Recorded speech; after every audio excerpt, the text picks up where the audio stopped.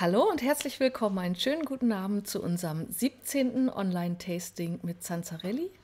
Heute zu Gast Javier Rodríguez aus Spanien, aus dem Rioja, mit seinen Lacrimus-Weinen. Wir freuen uns sehr. Das ist das zweite Tasting mit ihm, das wir machen.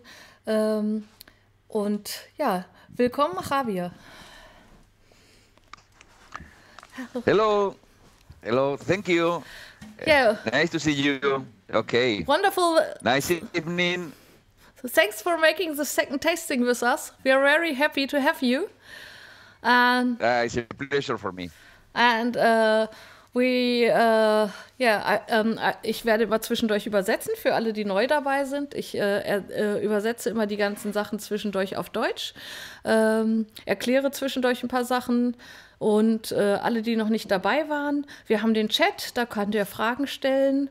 Wir nehmen gerne eure Nachrichten auf oder eure Fragen. Wenn ihr Fragen habt, immer Fragen. Es gibt keine dummen Fragen bei Wein. Wir freuen uns über Fragen.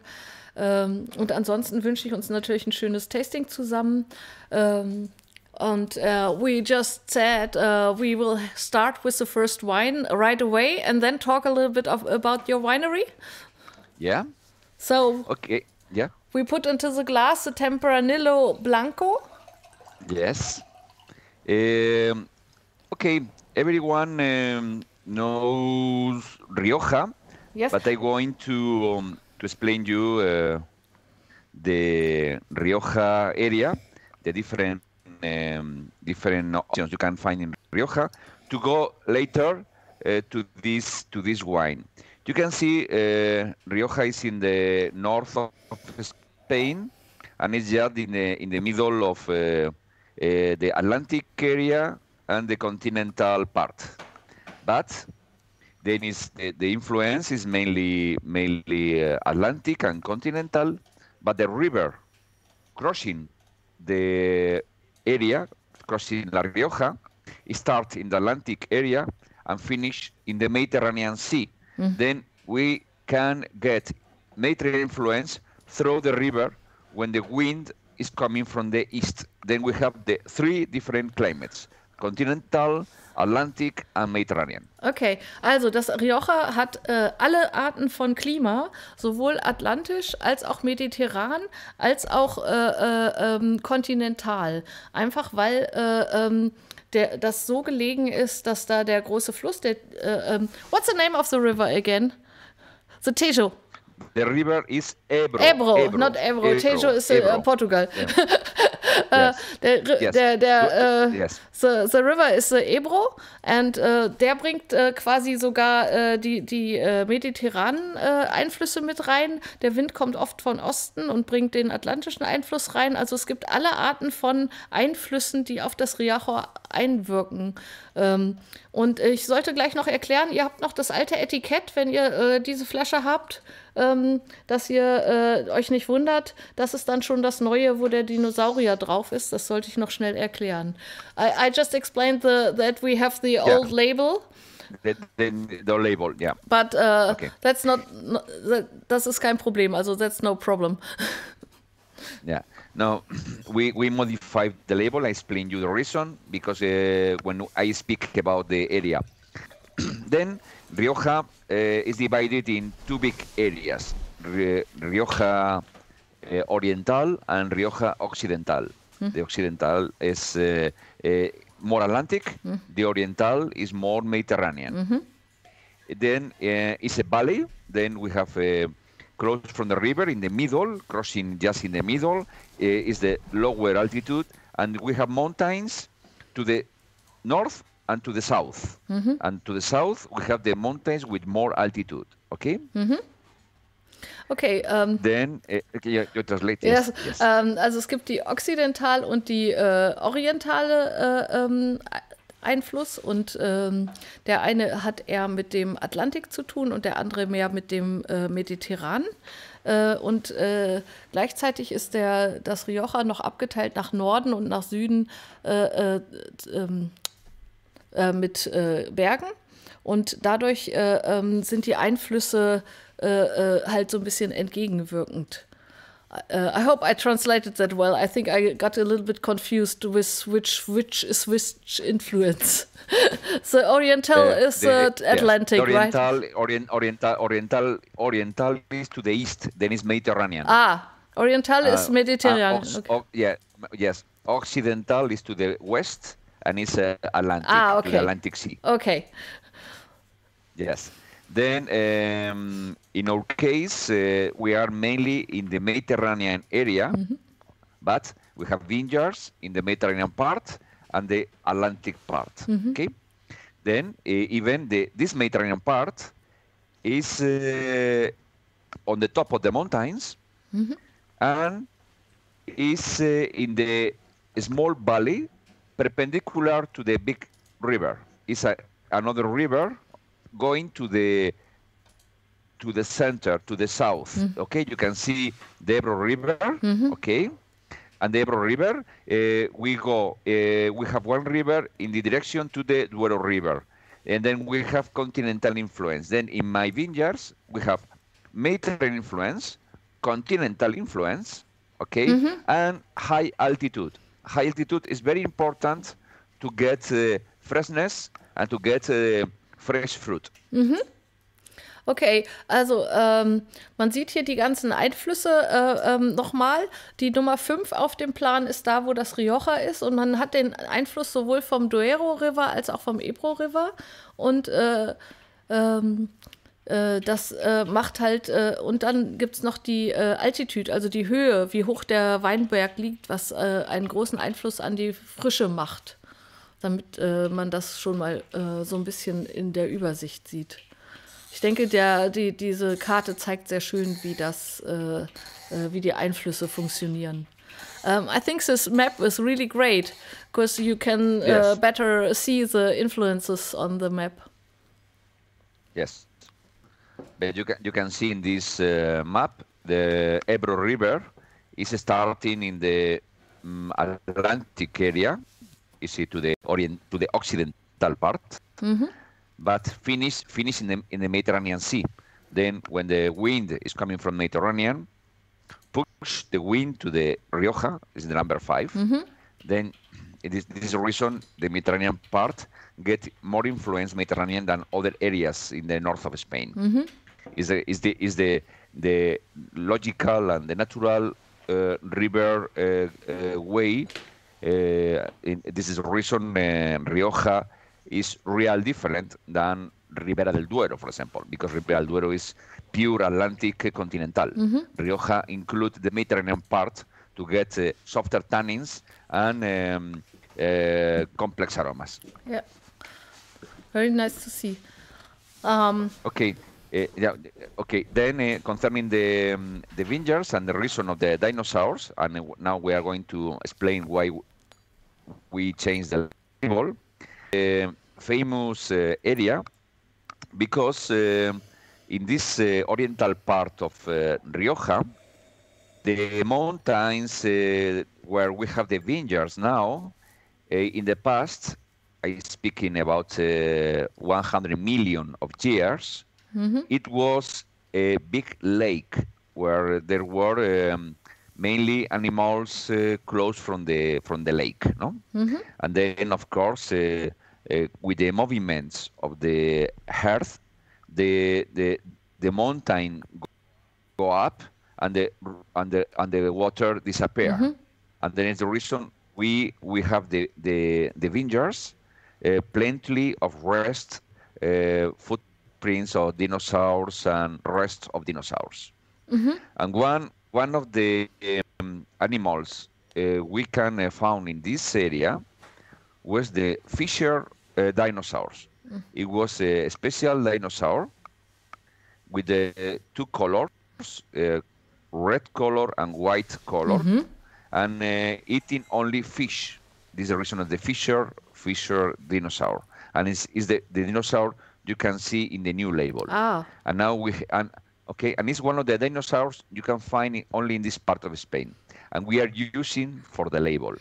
And it's very interesting maybe you can translate and later I continue about the label or about the wine. Okay, auf dem neuen Label seht ihr schon den Dinosaurier, der da in der Gegend gefunden wurde. Also es ist halt Folgendes passiert. Früher war das ein See und durch die Kontinentalverschiebung ist da der Berg hochgegangen und also wir sprechen halt von 100 Millionen Jahren und nicht gerade von vorgestern. Und es wurden sowohl Knochen als auch Spuren dieser nur fischfressenden Dinosaurierart gefunden, wo wohl auch gesichert ist, dass sie rot und weiß war in der Farbe.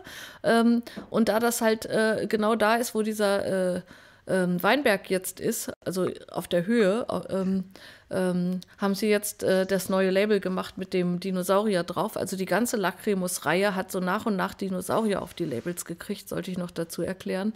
Wir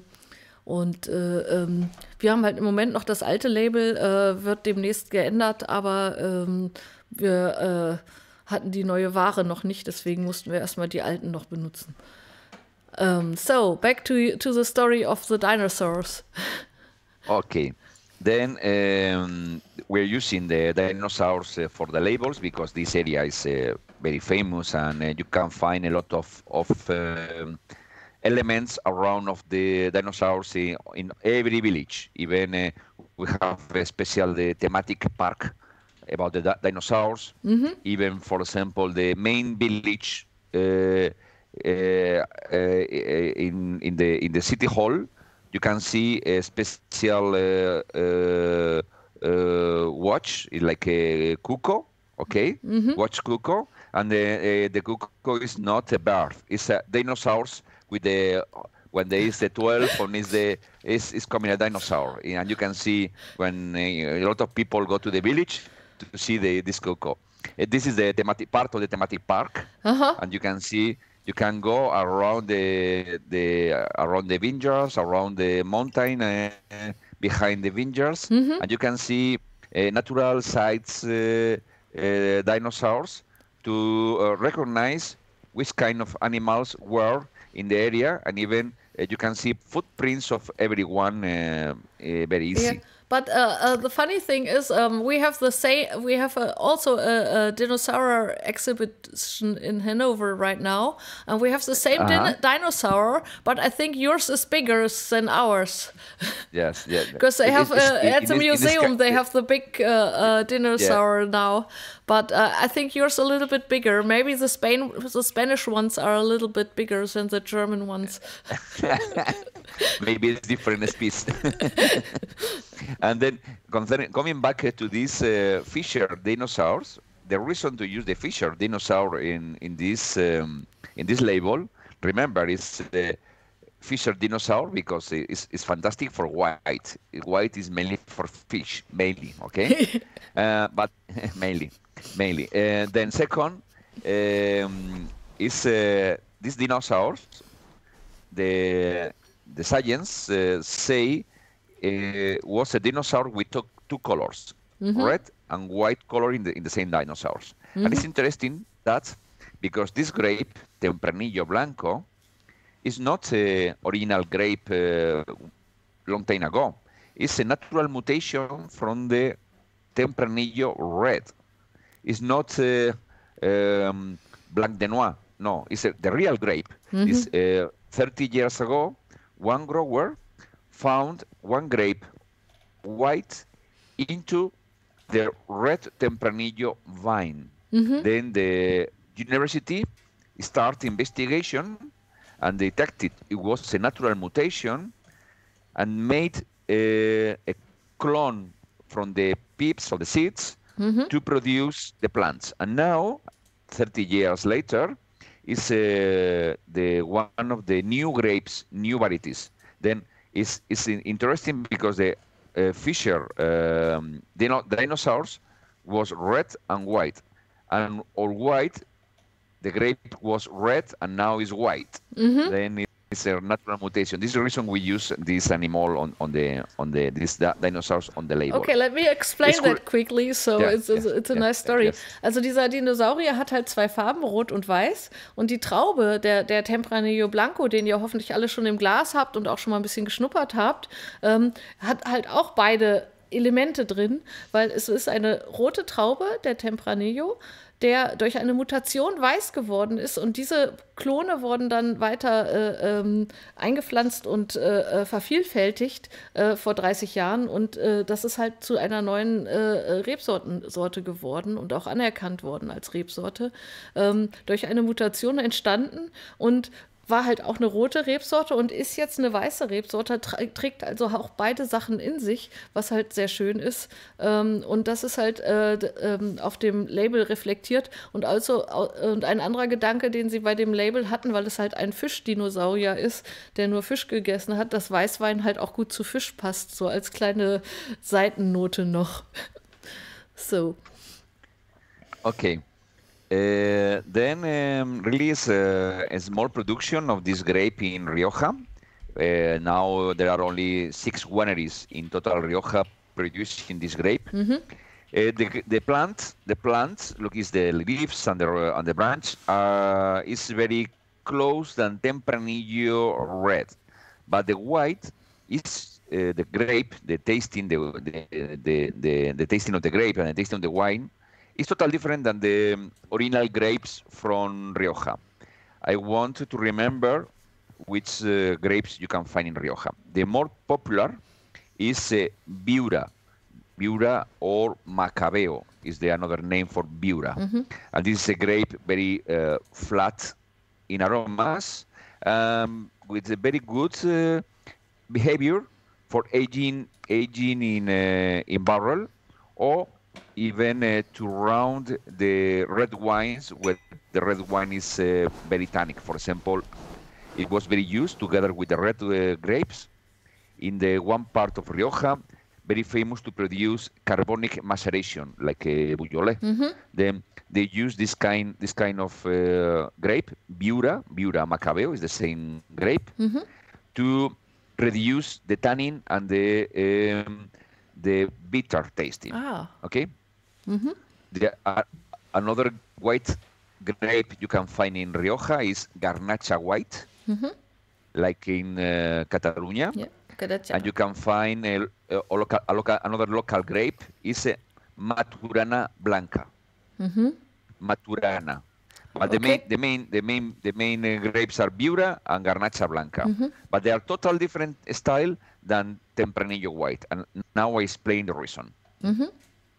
Maybe you want to translate? Or also die anderen weißen Rebsorten aus dem Rioja sind Viura, auch als Macabeo bekannt, und Garnacha Blanca, die aber sehr anders sind in der Art der Traube als der Tempranillo Blanco. Aber das sind so die typischen anderen weißen Rebsorten.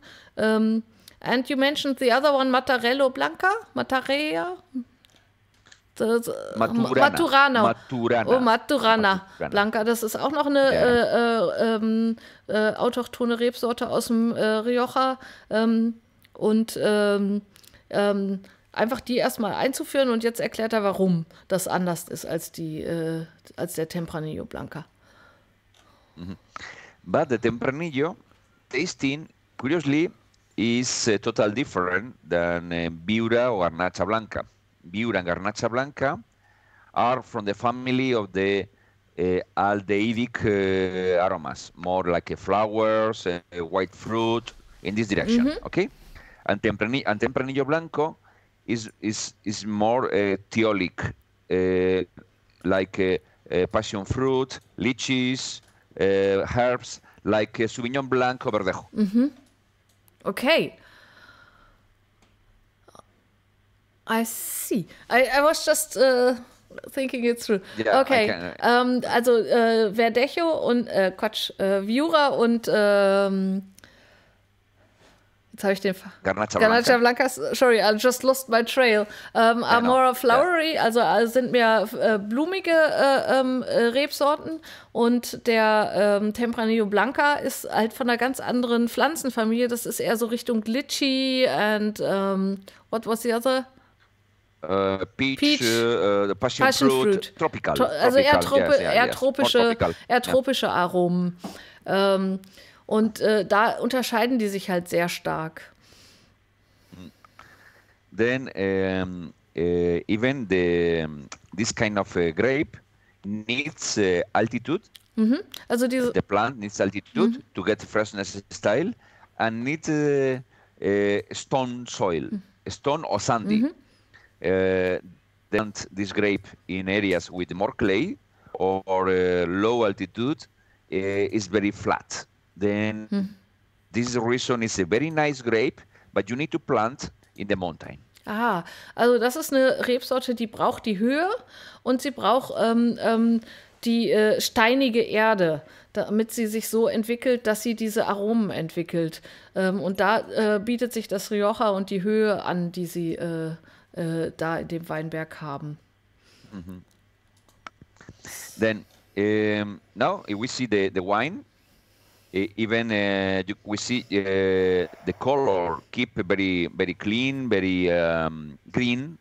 It's the evolution of this wine is slow, very slow, because keep very good acidity. Then it's a very good potential for aging in bottle. Even you can keep this wine 3, 4, 5 years, and it's going from the tropical fruit to complex aromas. Is losing step by step the typical passion fruit or peach or mandarin or citric, more in the complexity with another aromas. Even in order to be sure the wine is wide and is minimum powerful for gastronomic pairing, we used to made part of the wine in oak barrels, at least 30%.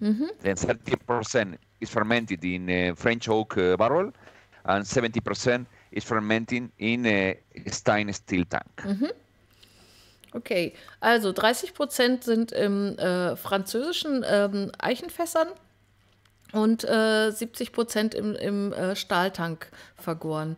Also das merkt man auch sofort, wenn man einen den Schluck auf die Zunge nimmt, muss ich sagen. Ich habe ja eben gerade den ersten Schluck getrunken.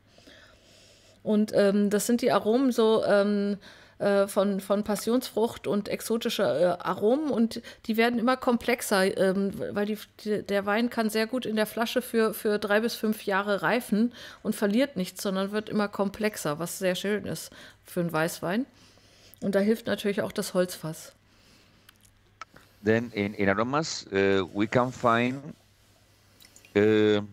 part is matured tropical fruit, more in the bone fruits, a little peach, pears, and mints, and balsamic part from the oak.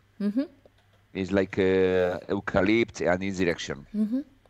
Also man hat halt erst diese tropische Note und auch so ein bisschen kühle so Minze, also fast wie Minze oder Eukalyptus im Mundgefühl. Und auch ein bisschen Pfirsich, also Peach. In the palate, you can see, I feel the wine, the acidity is a very good balance with the body. And I feel some tannins from the barrel. This kind of tannins are very important to protect the wine against the oxidation and allow the wine to match not only with the standard fish or seafood, even you can match with another more complex food, no? Then these tannins even are going to be in more body and more creamy part in the wine with 1 year more in bottle. Yeah. Then now you can understand why this wine is a very nice wine to drink, but you can keep, and you are drinking even better, or at least different, but no lower quality wine in 3-4 years later. Then it's very interesting to know the evolution of the wine. It's very nice and creamy and around, I think, and the fullness of the taste. More and more, yes. Now, yes. Yeah, I was just thinking about the translation. Also, vielleicht habt ihr das auch schon gemerkt, diese leicht cremigen, weichen Aromen am Gaumen, dass das so bleibt und ein bisschen so noch im Mund sich entwickelt. Und das hat er eben auch nochmal gesagt, so am Anfang sind es mehr die zarten tropischen Aromen und dann wird es immer mehr cremig. Und das ist halt auch eine Qualität, die sich über mehrere Jahre entwickelt und einfach bleibt und eine sehr schöne Stabilität hat. So. Concerning the pairing. The pairing. Which food are we eating, or which would be the perfect food pairing for this wine? Of course, you can join with every kind of fish perfectly, rice, pasta, but even with white meat like pork or birds, even rabbit, with white meat. Okay, white meat. Then you can go. Yes, you can start with the pasta or rice, fish, white meat. Okay. Also kann man mit allen möglichen Essen mischen, Pasta, Reis oder halt Fisch natürlich oder halt weißes Fleisch. Also sogar Kaninchen würde auch passen. Sehr, very nice. Even you smell the glass after empty the glass, remain the aromas very intense. And this is very important because this is a way to know the persistent aromas in the wine. When you smell the glass and you can feel exactly aromas you found when the wine was in the glass, it means it's a powerful wine with potential for aging in bottle. Also wenn man den Wein dann leer hat und noch im Glas das Aroma so duftend findet wie in diesem Wein, dann ist das immer ein gutes Zeichen dafür, dass das ein Wein ist, der Potenzial hat zu altern. Vielleicht aber auch als Trick, wenn man mal was anderes trinkt, dass man das nochmal ausprobieren kann, ob man da den Duft noch weiterhält. Okay, now for the next wine. Yes, we can move to the next wine. Any question about this wine? No questions yet, but I will ask them again to don't be shy. So we switch to the next wine. The next wine is Lacrimus 5. Und nochmal an den Chat ruhig, ihr traut euch ruhig, wir beißen nicht. Also stellt ruhig Fragen, wenn ihr welche habt. Es gibt wirklich keine dummen Fragen. Ist wie bei der Sesamstraße hier. Wer nicht fragt, bleibt dumm. Nein, überhaupt nicht. Also beim Wein, das Thema ist so groß. Es gibt keine dummen Fragen. Stellt ruhig Fragen. Traut euch. So. The next one is the Lacrimus 5. Okay. So Lacrimus 5. And Lacrimus, yes. I remember when I first had it in my shop, the 5 always had a great story behind it. Yes. Lacrimus 5 really is a Tempranillo coming from medium altitude and clay and gravel soil. I explain you the reason. When you plant the vines in the sandy soil on gravel, the wine is light in the body. It's lighter, but it's very fresh. For when you plant the vines in clay, it's more body, and it's the temperature and the humidity is the correct. You find the freshness part too, okay? But more tannins. Always you can get more tannins in clay soil than in the sandy soil. Then for this wine, we have been selected the medium clay and sandy because we are looking for a wine with enough tannins and enough body to support to bear the barrique, but we are looking for a wine for every day. Then this is in medium altitude. The soil is medium body, and we needed to get the aromas and the palate perfect in balance with the fruit, because we don't want to lose the original fruit from the Tempranillo.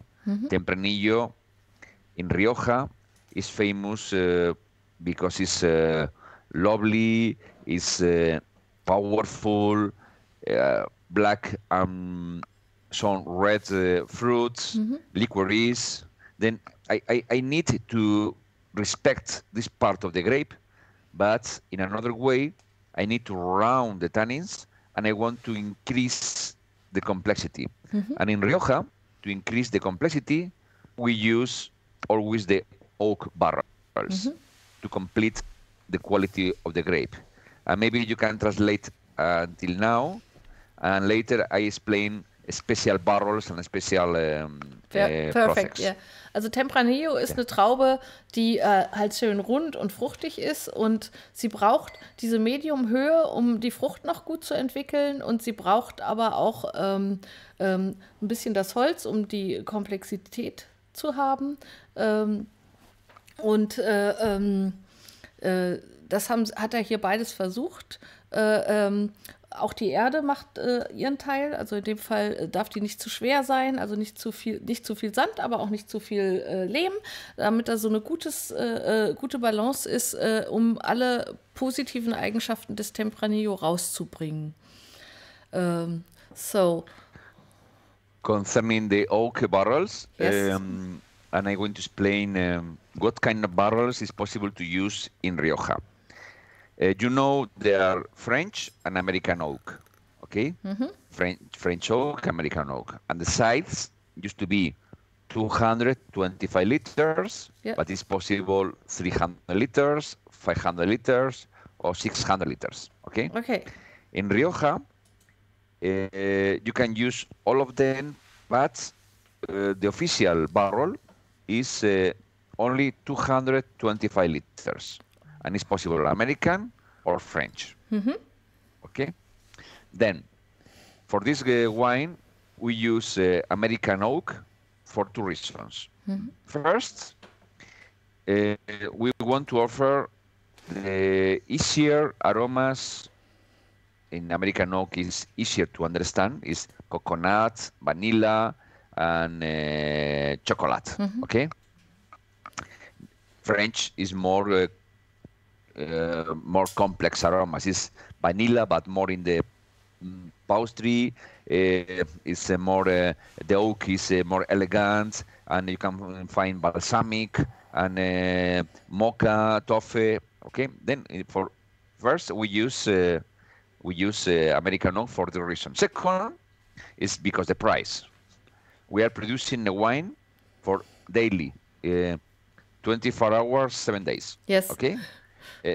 Then we need to be sure the final price is for that. Then we need to use American oak, and we want to introduce the oak in the blend with the fresh fruit and the fruity aromas to get more complexity, more potential for aging, and more potential to match with the food.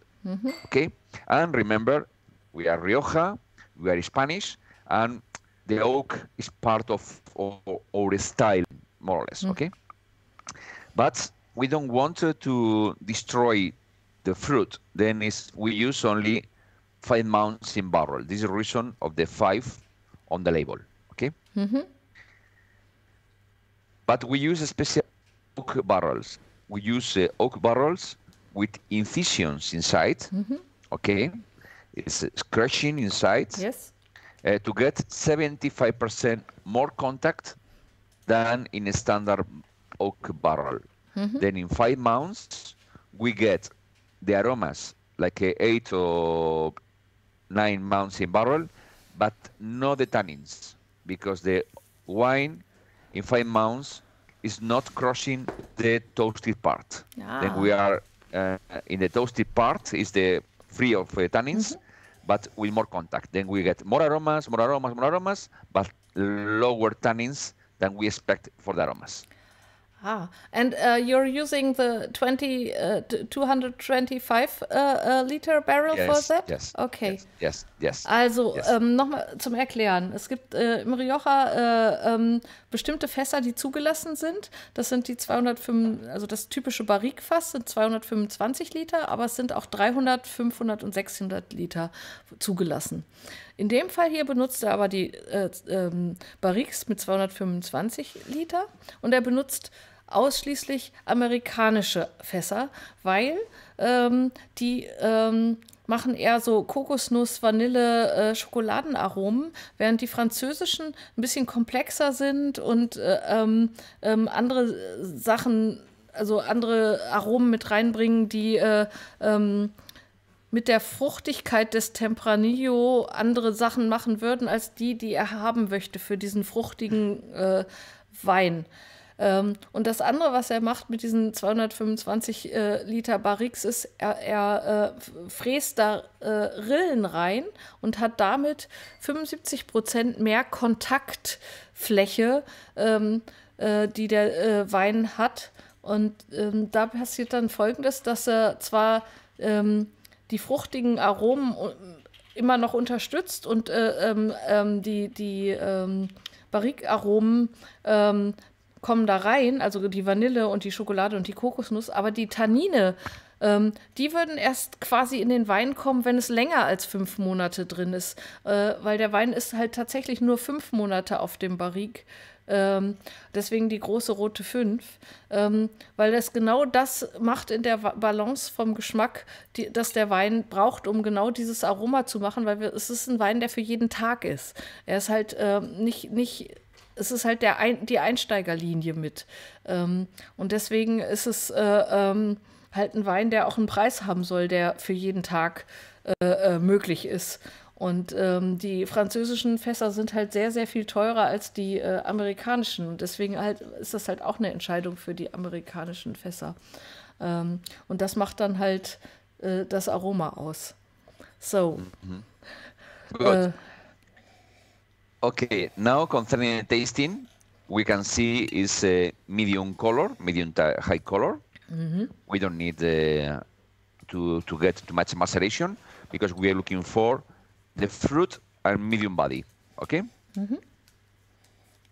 But the aromas you can see is very complex. We can find the black fruit, the licorice, black licorice. We find vanilla, yes, caramel. Vanille und Karamell.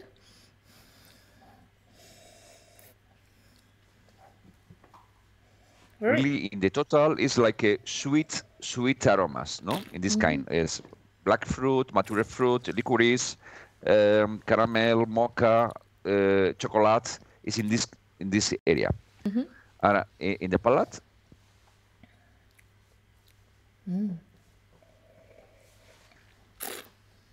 you can see the intensity in the aromas could represent full body and full tannins in the palate, but not.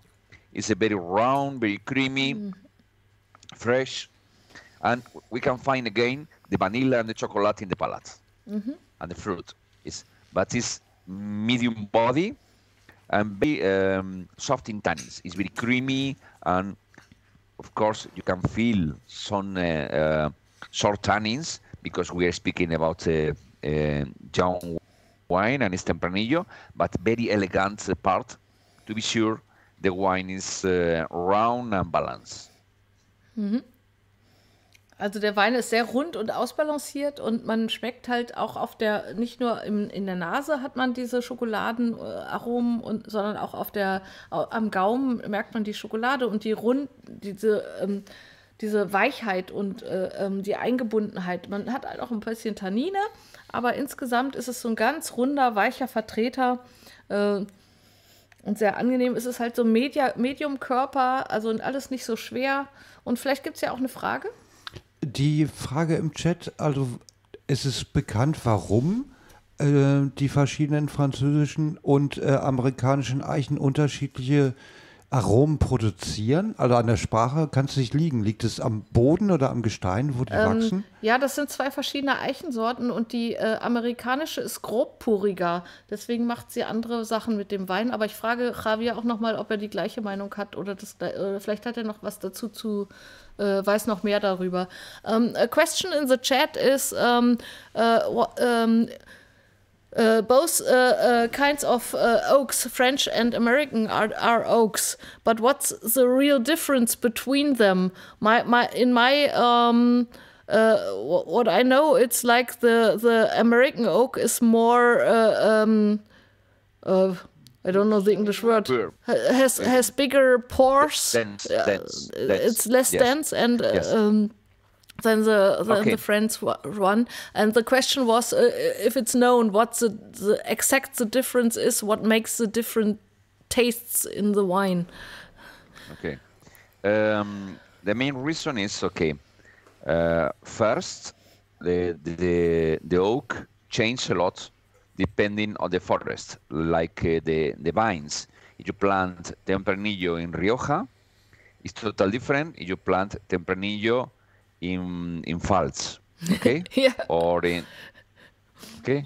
Then even it's the same with the oak. If you plant the oak in one part of France, in Allier, it's totally different than Limousin, or totally different than in Nevers. Even the American, you can find different qualities, depending if it's Missouri or it's Ohio, okay? Mm-hmm. But even both American oak, American French are different varieties. Mm-hmm. One is a Quercus alba, another is Quercus petrea. Then it's like a Tempranillo and Garnacha. It's totally different grapes. Mm-hmm. Both are grapes, but Tempranillo tastes different than Garnacha, Grenache, no? Mm-hmm. The Quercus alba is American oak. Is totally different tasting than Quercus petrea or Robur is the French oak. This is concerning tasting. Concerning the density of the pores, is more about the tannins content and the potential for oxidation. This is different parts. Mm-hmm. But concerning the tasting, the main reason is there are two different kind of oak. Mm-hmm. It's like the pine and the oak is two different trees. Mm-hmm. In this case, is the same family, mm-hmm. oak, but different sub-family. Ja. Okay. Also es ist tatsächlich einfach verschiedene Dichte. Also ich habe es mal irgendwann gehört, dass die französische dichter ist und die amerikanische grobporiger. Und es sind einfach zwei verschiedene Arten von Eiche. Die amerikanische hat sich einfach anders entwickelt als die französische. Und die machen halt unterschiedliche Dinge dann. It's been a while since I had the Lacrimus 5 in my glass, and I'm very positively surprised because I'm like, wow, this is much better than I had it in my memory. Even Lacrimus, remember Lacrimus 5 is a wine designed for drinking every day. And it's an inexpensive wine, but remember, I used to produce medium to high quality wines. Mm-hmm. Then I have the same hat. Then I produce the inexpensive wines with the mentality to produce top quality wines. Mm-hmm. Then always my Lacrimus 5 is much better than we expect, because for me, never is enough. Okay. Yeah. We need to control the cost, but always I want more in the wine, because it's my style of designing wines. No. Mm-hmm. Then the reason Lacrimus 5 is a wine used to be even better after 1 year, because everything is working together and produce a new element. This new element is the combination mm-hmm. of everyone. in one direction, complexity. Yeah, I wish I had an old bottle of Lacrimus 5 because it never gets old. I'm always sold out with it, so I can't compare it. Sorry. Yes. It's never old. Yes. Er hat gerade nochmal erklärt, dass der Lacrimus tatsächlich nach einem Jahr in der Flasche sogar noch besser wird, weil es sich dann noch ein bisschen ausbalanciert und beruhigt. Aber ich habe auch gerade gesagt, leider haben wir nie so eine alte Flasche vom Lacrimus 5, weil der bei uns immer ausverkauft ist. Das ist halt tatsächlich so ein Brot- und Butterwein für jeden Tag, der einfach bei uns täglich rausgetragen wird, dass wir, also ich muss mir, glaube ich, mal eine Flasche zur Seite legen, damit ich das mal vergleichen kann mit einem frischen und einem Jahr alten. Also vom Preis-Leistungs-Verhältnis einfach ein sehr, sehr schönes Weinchen. Concerning the pairing for this wine, of course, you can see this is the perfect wine for the barbecue. Barbecue, for stew, for every kind of stew with potatoes, meat, every kind of meat with potatoes or with the vegetables. It's very nice, like aperitif, cooler. You reduce the temperature of this wine, and you can drink like a white because you can see it's not tannic. Then you reduce the temperature, it's even lighter in the palate and easier to drink. Then you can drink in the terrace or in the garden if you prefer red wine than white wine. But it's the perfect. It's very casual wine. Barbecue, every kind of dinner, Mediterranean food, pork, veal.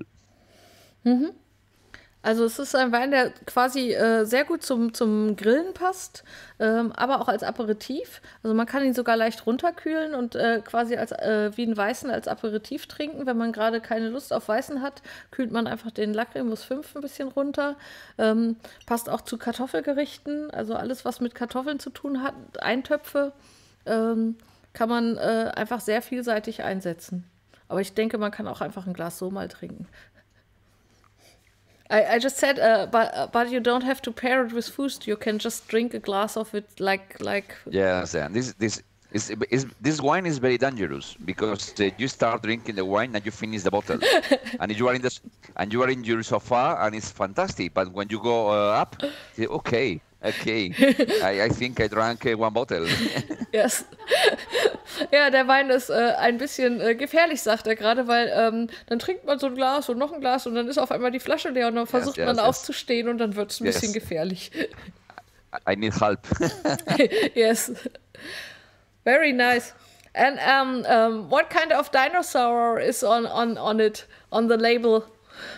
Okay, in this case, it's more a fantastic dinosaur because it's a sommelier dinosaur. Okay. And the reason it's sommelier dinosaur is because it's a casual wine. It's a wine for every kind of people, every kind of food. It's not complicated in the tasting. It's complex, but not complicated. Okay. It's not simple. It's complicated, but it's complex, but not complicated. Okay, er ist komplex, aber nicht kompliziert. Das ist sehr schön. I have to remember that. That's very nice. You know, er ist komplex, aber nicht kompliziert. You could write that on a shirt. Yes. It's good for logo. Then I use not the real dinosaur. I use a sommelier dinosaur because it's more funny and it's more casual. No? Because it's more casual wine. Yes, it's a very nice wine. But we have some more to taste, so we should move on to the next wine. Unless if there are questions, of course. But I think not. No questions? No questions. Na, es gibt noch eine Frage, wie wichtig eine vegane Produktion in dem Weingut ist oder ob er die hat und wie sehr ist er eigentlich ökologisch aufgestellt? They had a question in the chat about how is that with when is a wine vegan? And how is it with an ecological production? if you are moving in that direction, because I know some of your wines are ecological produced, but they are asking in general, are you moving towards a more ecological production? And the other question was about vegan wines. What makes a wine vegan, and are the wines produced in a vegan way? Okay, I explain you. Concerning the organic or biodynamic grape, in Spain, mainly in some areas from Spain, like Rioja or Toro, Ribera del Duero, is very easy to produce organic wines because it's easier. It's not very easy, but it's easier than in other areas because the weather is dry. The raining is not too much. Rioja is very, very windy. We have 220 days windy. Even around Rioja, there are a lot of fans for electricity. Okay. Then the dry temperature, the dry weather, together the windy, is perfect to produce organic grapes because the risk of disease is lower. Then in general, except if you are looking for high productions, practically 90% of the grapes in Rioja are close from organic, at least in the 90%. It's true, some people or a lot of people don't want to certificate like organic, okay, because people prefer to be sure if one day need to use a chemical product to protect the grapes, to produce more quality, they can use.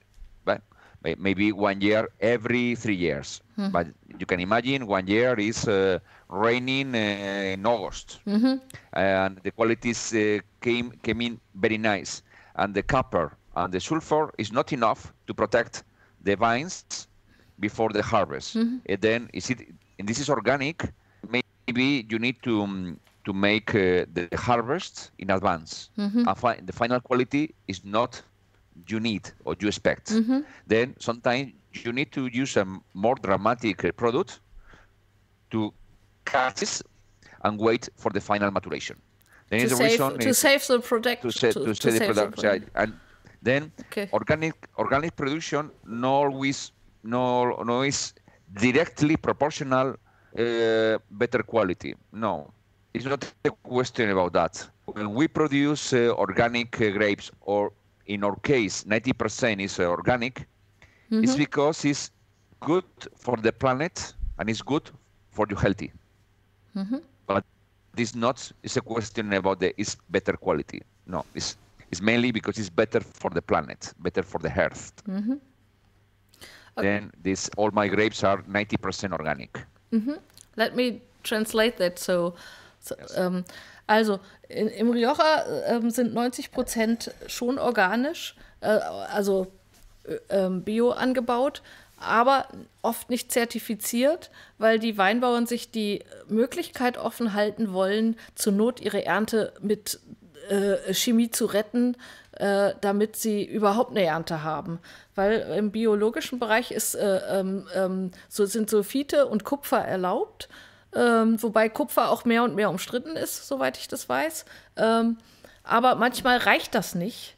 Und wenn es zum falschen Zeitpunkt kurz vor der Ernte regnet und dann Windstille ist, kann das halt sehr schnell Krankheiten wie Mehltau oder andere Botrytis, alle möglichen Sachen, also Pilzkrankheiten hervorbringen. Und wenn man dann biozertifiziert ist, darf man sie quasi nicht retten. Und deswegen lassen sich manche einfach nicht zertifizieren, weil sie einfach die Möglichkeit haben wollen, zur Not ihre Ernte qualitativ zu retten. Wie gesagt, er sagt, seine Sachen sind 90% biologisch, aber und alle 3 Jahre muss man vielleicht mal was tun im kleinen Maße, um die Ernte zu retten, aber wenn man biozertifiziert ist, hat man die Möglichkeit halt nicht mehr. Dann muss man dabei zugucken, wie einem die Ernte quasi vergammelt. Und da muss ich sagen, ehrlich gesagt auch verstehen, wenn man dann sich nicht zertifizieren lässt. Concerning the vegan wines, okay. Practically, I explain you why now practically all wines are vegan. Okay. In the past, was used animal protein plus bentonite. Bentonite is like a clay, a special clay, to fine the wines, to get the fining of the wines, for the clarification. Okay. For white wine, you don't use protein. For white wine, is used only the bentonite. Okay. Then all whites in the world are vegan. All in the world. Okay. For red wines, if you have wines with a good work in barrel, crianzas and reservas, you don't need to use proteins. Okay, because the tannin is the tannins are matured and are have link with the anthocyans, with the rest of the elements in the wine. The tannins are round and then are fusionate, okay, and then you don't need to remove the tannins because they are matured, because the tannin barrel with oxidation get enough balance. Then you don't need to use protein. Then all practically not all, but a lot of crianzas and practically all reservas are vegan. Okay. Okay.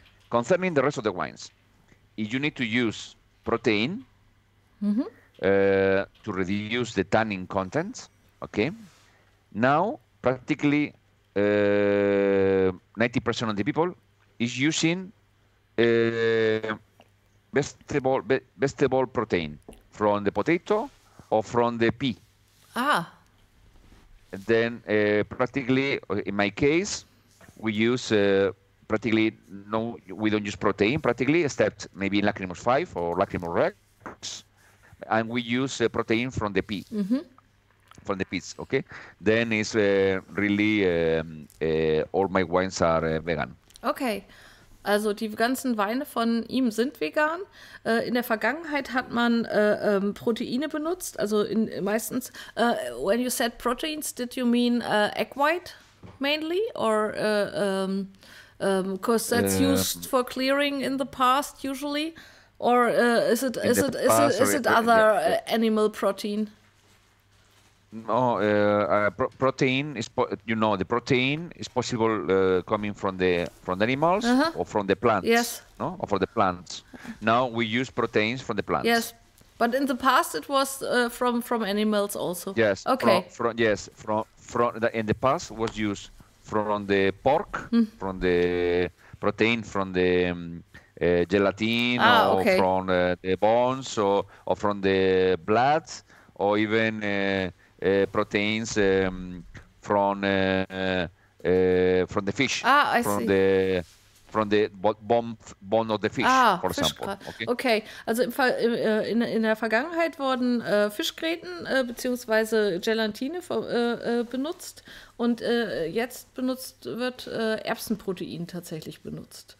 Also die Weine sind jetzt vegan, sind wahrscheinlich nicht zertifiziert, weil das Labeln in vegan kostet halt extra Geld, um die Weine nicht künstlich zu verteuern.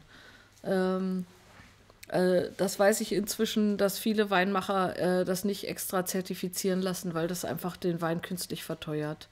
Weil das so ein Label, so eine Zertifizierung kostet immer Geld. Wie gesagt, für Weißweine wird es schon gar nicht mehr benutzt. Was zum Teil benutzt wird, ist Bentonit. Das ist ein Gestein, das, was, wenn ihr eine Katze habt, kennt ihr Betonit, weil die meisten Katzensträuß sind, Klumpsträuß sind Betonit. Nur so als kleine Anekdote. Und seine Weine sind 100% vegan. Einfach um das nochmal zu... Even it's very easy to get the certification for vegan, okay? Because it's just a very easy analysis to get these proteins inside or not from animal. Then you have official certification for that. In case sometimes some people ask me for this certification, and we send separately from the label because we don't put on the label because it's not too fair to say it's vegan, but it's nice for barbecue. Then it's not okay. Ja, also wie gesagt, er hat ein Papierzertifikat, das er auf Anfrage halt auch rausschickt an Leute, die das zertifiziert sehen möchten mit dem vegan. Aber er packt es nicht auf die Label, weil wenn er auf dem Label sozusagen den Wein fürs Barbecue empfiehlt, dann passt das einfach nicht, wenn da vegan draufsteht. So, das ist der Grund, warum. So, should we move on to the next red? Yes. So we have the... I have in my glass. I have it in my glass. Okay. So the next one is Apasionado. Yes. And it has a special kind of secret in its making, as far as I remember. You went to Italy for a certain procedure to make this wine happen. Okay, this is a little pirate wine in Rioja because it's in the limits of the legal rules. Rioja is very strict, okay, for everything. Then I love the wine in general, every kind of wines, okay, always good wines, but.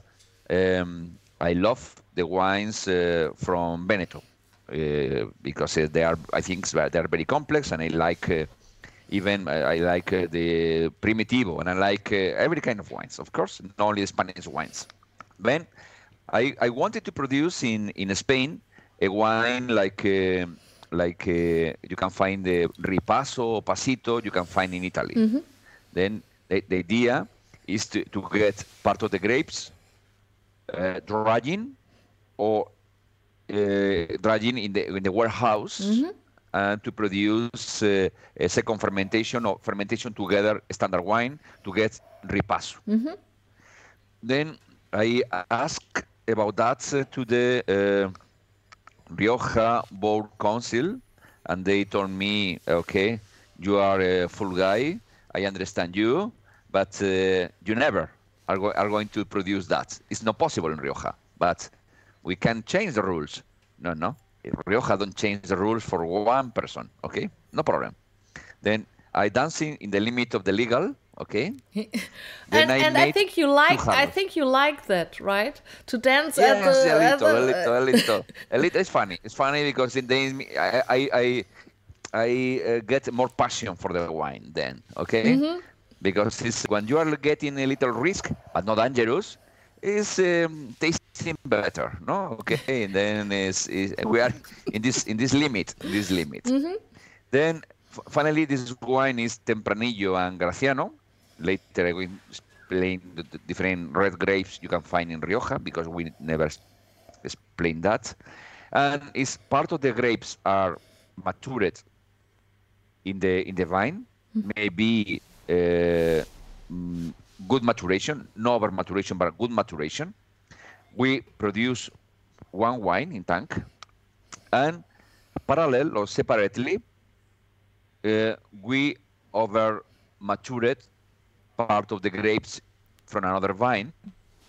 If the winter or the autumn is dry, if it is starting raining, we pick the grapes and we dry in the in shelves in the warehouse with a special windy and refrigeration system to dry the grapes. Okay, then after 2-3 weeks drying in the warehouse, or 1 month in the countryside, we pick and we produce another wine. This wine is with a very high concentration in sugar. Then never finished, because the yeast can't develop the old sugar in the produce in these grapes. Then finally it's a wine with low alcohol and high level in sugar, because the density is too much for the living for the yeast. Okay, then when the alcohol plus the density of the grapes is too high, the yeast dead. Then have like a essence of grape. We blend and continue the second fermentation, the malolactic together, and the aging in barrel together. And this is the Apasionado. Also ein Teil wird normal vergoren im Tank und der andere Teil wird geerntet und dann so 3 bis 4 Wochen in einem Speziallager mit Wind, also mit Bewegung und Luftzirkulation getrocknet. Und dann sind die aber so überreif und zuckrig, dass die Hefe stirbt, wenn man sie dann vergärt. Und deswegen brauchen sie eine Mischung zwischen den beiden Anteilen, damit es dann einen schönen Wein ergibt, weil der eine Teil sonst nicht durchgärt. Er hat auch gesagt, das ist Tempranillo und Graciano, und das sind so 2 von den typischen Rioja-Rebsorten, und da erzählt er gleich noch ein bisschen mehr von. I just said you will tell us a little bit more about the Rioja grape varieties. Yes, in Rio. Yes, the main grape you can find in Rioja is Tempranillo, okay? The second grape more famous is Garnacha, is Grenache Garnacha, okay? The rest of the grapes, or the third maybe in volume is Mazuelo. Mazuelo is the Carignan, okay? Carignan. And the more local and famous grape is Graciano. Graciano is a local grape. Graciano is famous because produce very good acidity, very nice acidity, more tannin content, and flowers aromas. And you can find Maturana Tinta, but it's a very, very small volume. But the main grapes are Tempranillo, Garnacha, Mazuelo Cariñena, que is the same grape, and Graciano. We are one of the biggest producer of Graciano, because the Graciano is very difficult to produce, and the production per hectare is very low. This is the reason growers don't use to plant this grape, because it's not very, very rentable. Then rentable. Then even you need special conditions for this grape. You need the balance concerning humidity, altitude, and dry sunning. If you plant this grape in an area too dry, sometimes it's too jammy. If you plant this grape in area too fresh, sometimes it's too bitter and harsh. Then the balance is difficult. Tempranillo is easier to produce. Then is the reason growers prefer to plant Tempranillo. Also die 4 Hauptrebsorten des Rioja sind halt Tempranillo, Garnacha, Mazuelo, das ist das gleiche wie im französischen Carignan, und Graciano. Wobei Graciano halt, er ist einer der größten Produzenten von Graciano im Rioja, weil Rioja einfach so ein bisschen schwieriger anzubauen ist. Wenn er in, wie heißt das, wenn es an der falschen Ort ist, dann kann er schnell zu bitter werden, oder wenn es zu trocken ist, dann wird er, also der braucht halt das ideale Klima, damit er gut wächst. Und das ist halt so ein bisschen schwierig, dass man den Graciano dann halt auch ein bisschen pflegt. Und Tempranillo ist halt sehr viel einfacher und leichter anzubauen. Und das ist halt eine Mischung aus den beiden Rebsorten. So, this is 50% Tempranillo and 50% Graciano, or is it a little bit? Usually it's 75, 80% Tempranillo and 20-25% Graciano. Graciano is 20% more or less. Yes, depends of the year. Okay. Yes. Because the Graciano is used in this blend mainly to refresh the blend, because finally it's a sweet wine, because it's 5 grams in sugar, 6 grams in sugar, and then you need to refresh the wine to get the balance. Then the Graciano improve the tannins, improve the acidity to get the balance with the sugar and get a length tasting, and increase the complexity, because the Tempranillo is mature black fruit. The Tempranillo coming from the special elaboration dry Tempranillo is getting mainly more plum and Christmas fruit. Okay, this guy is sweet Christmas fruit, and then the Graciano is more balsamic and flowers. Then the idea is to get more complexity in aromas and better acidity to balance the sugar. Also der Graciano ist nur von um die 20% bis 25%, es kommt aufs Jahr drauf an, in dem Wein. Und er hat halt die nötige Säure, um den Zucker von den getrockneten Trauben auszugleichen, um da so eine Balance herzustellen. In aromas, you can see it's very intense, and you can find this black fruits and plum. Also dunkle Früchte und Pflaume. Vanilla and chocolate. Vanille und Schokolade.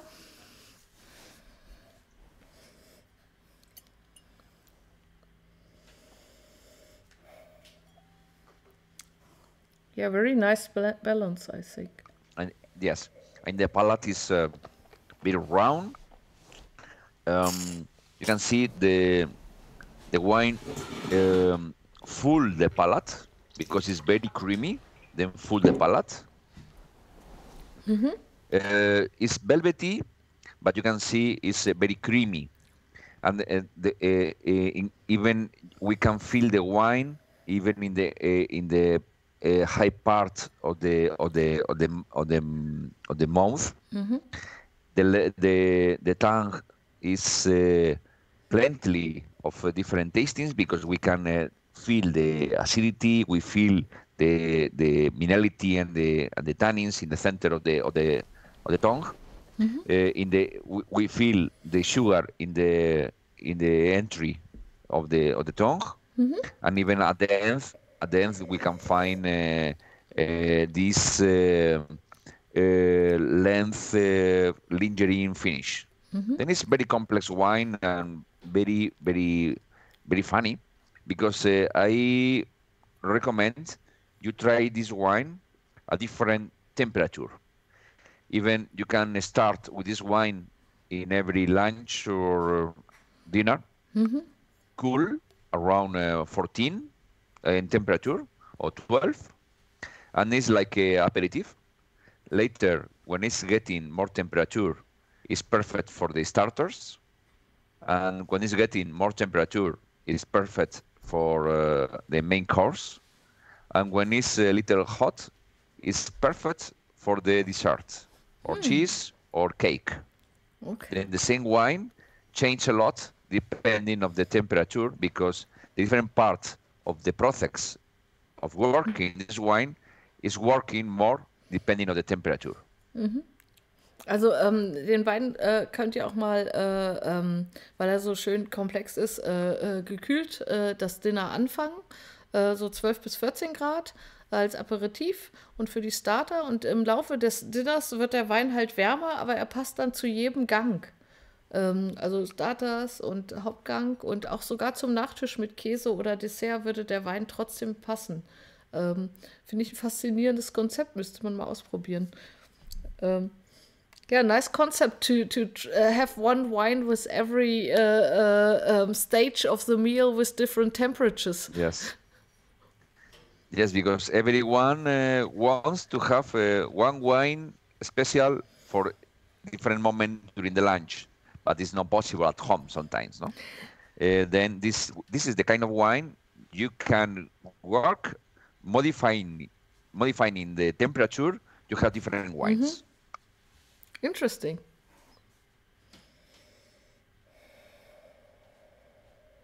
Of course, this wine you can see if you drink cool, it's very nice aperitif because it's we are going to find the fruit. Okay, the moment is getting temperature is perfect for pasta or every kind of Italian food.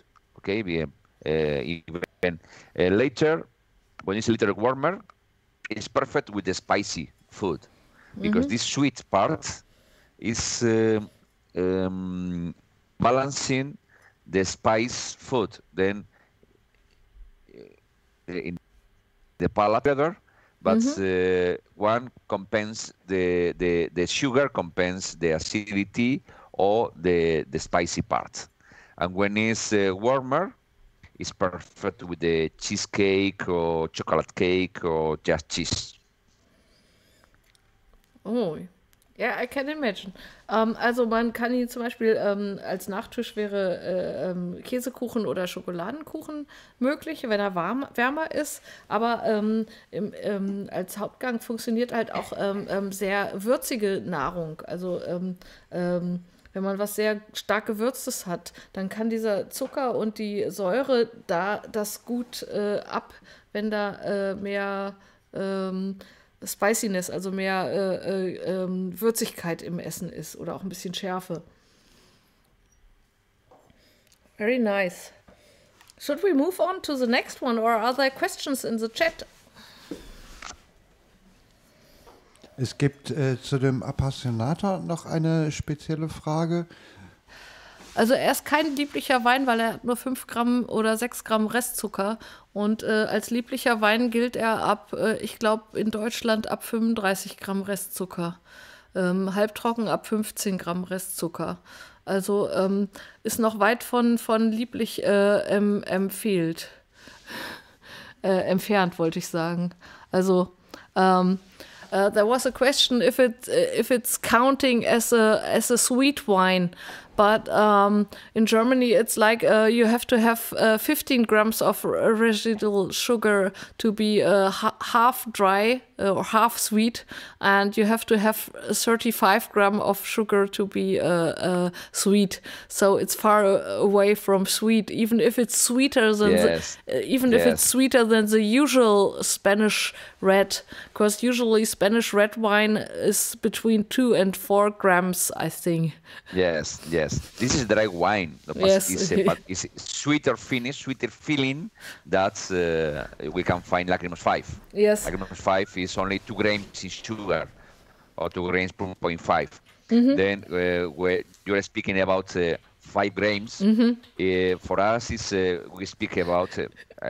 I can understand a frutado. A frutado is not only sugar, of course. It's you can feel the fruit. Okay, in this case, when you speak about the sweeter tasting, sometimes is a little more sugar, sometimes is the alcohol. Wines with a high level in alcohol, the feeling is sweeter than dry wines. So you drink a wine with a 11.5 in alcohol and 1 gram in sugar, is very dry.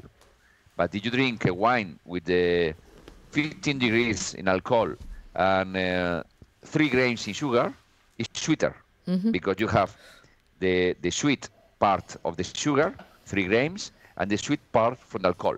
And then in this wine, we are speaking about the wine over 14 degrees and with 5 grams in sugar. Then the feeling is sweeter than the dry wines, but it's dry wine. It's still right.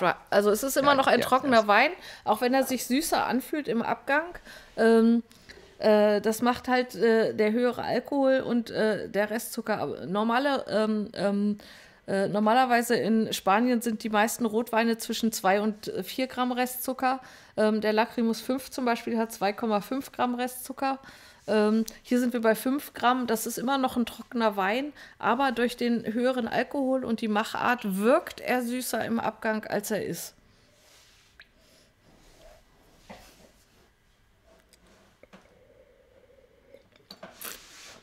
Ich hoffe, da konnten wir die Frage beantworten. Frage geklärt. Ach, ja, schön. Dann würde ich sagen, haben wir noch 2 Flaschen übrig. Dann ist als nächstes der Lacrimus Rex dran. So we move on to the next, the Rex. And Michael is just putting in a nice picture of your winery. Yes. You can see it's a family winery. It's in a small winery.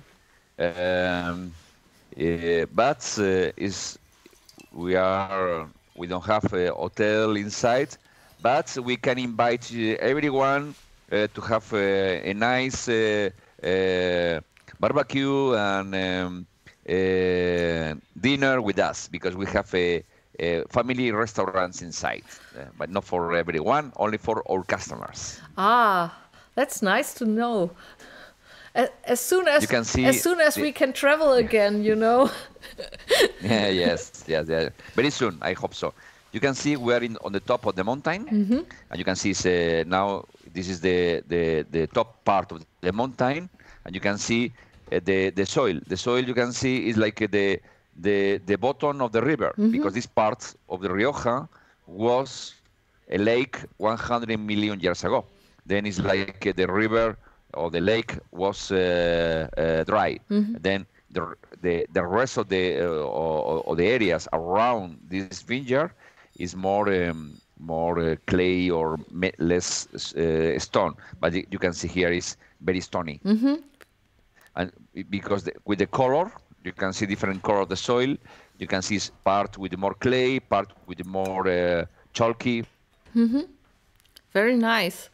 And it's the usual Spanish bush wines. Because in Germany, this is the bush. You have the rose, and here you have the bush. Yeah. And it looks quite dry. Yes, the raining is around of 350 liters per quarter meter a year. That's not a lot. I think my home area is like 1,600 liters or something like that. Yes, 3 times more. And in this profile, you can explain. I can explain. You can see in the left part, you can see Finca Cabizgordo, Lacrimus Crianza, is a more stony area and older. It's a Cretaceous soil. When you go to the river, to the going down the mountain and going to the river, is more quaternary soil and more sand, lime, and clay. Then it's wow, that's a nice diagram. And I remember that. Maybe we should explain that because you know so much about your soils, it's because you make holes into your in your vineyards. You examine you do profile readings of the earth. Now even is even more complex. In the beginning, I speak in around 20 years ago, I was managing a special program to identify the different kinds of soils using physical and chemical proofs. Then we had a special equipment coming from Davis University in California to take the measures to define different kind of soils, to define how you need to work on the soil. Now we continue in this direction, but we are working in different way. For us now is not so much important the texture of the soil is important, but it's not the more important now, and it's more important the biota. What is the biota? Is the total microorganisms living inside, because they are going to modify the style of life of the vine, and they modify the evolution of the wine in the bottle. Then now the main investment now is to make proofs and analysis about the biota, the total microorganisms, how many yeasts, bacteria, fungus we have in the soil in each vineyard, what is the quality of them, and then we need to modify one another to be sure they work in the direction of the quality. Then is the new age for that. Interesting. Because in the past, it was like investigating the earth, and now it's the microlife. Yes. Also in der Vergangenheit hat er Löcher in seine Weinberge gebohrt, 8 Meter tief, um sich die Erde nach unten hin anzugucken, um zu sehen, welche Wurzeln von welchen Weinsorten am besten runter wachsen. Und jetzt gibt es eine kleine Revolution. Jetzt wird mehr auf die Mikroorganismen geachtet. Was lebt da alles, damit es sozusagen eine möglichst lebendige Erde ist? Also da hat sich schon wieder was entwickelt, seitdem ich das letzte Mal quasi mich damit beschäftigt habe. Das finde ich super spannend. Okay, so it's moving into another stage of optimizing and looking forward to biodynamic or more all-around view of the... Yes. The idea is to move the soil, is to modify the soil, changing the microorganisms, not changing the soil. Then you have a soil with problems of humidity. You need to work with a special microorganisms ready to live in this kind of soils, but not modify the soil, because finally, if you modify the soil, you are changing your life inside, and your life. The microorganism life in the soil is your personality. Is the personality of each vineyard. Then sometimes the growers, even my main discussion is with the growers, because in Spain a lot of growers work too much on the vineyards because they don't want to have herbs in the vineyards. Because when they go to the bar or to another grower say, "Oh, I have seen your vineyard and it's plenty of herbs. You are not working enough." Okay, then because and then when I pay for the grapes, you cannot remove the grass or the herbs. Only when I decide with this method, and sometimes they are nervous, but the people is going to say, I don't work. No. Because after this kind of a biota analysis, I can see, for example, my pure organic vineyard is less biodiversity than the another is not organic. And the reason is because this grower worked too much the soil. He was every weekend with the machine moving the soil, and finally the microorganisms living in the subsoil, when go to the surface, dead, and then finally the total microorganisms is poorer than the another lazy grower. Then now the idea is to remove the soil the minimum possible and work to push the perfect yeast or bacteria you need to get your quality. Also in der Vergangenheit wurde halt oft das ganze Unkraut beseitigt mit Umflügen etc.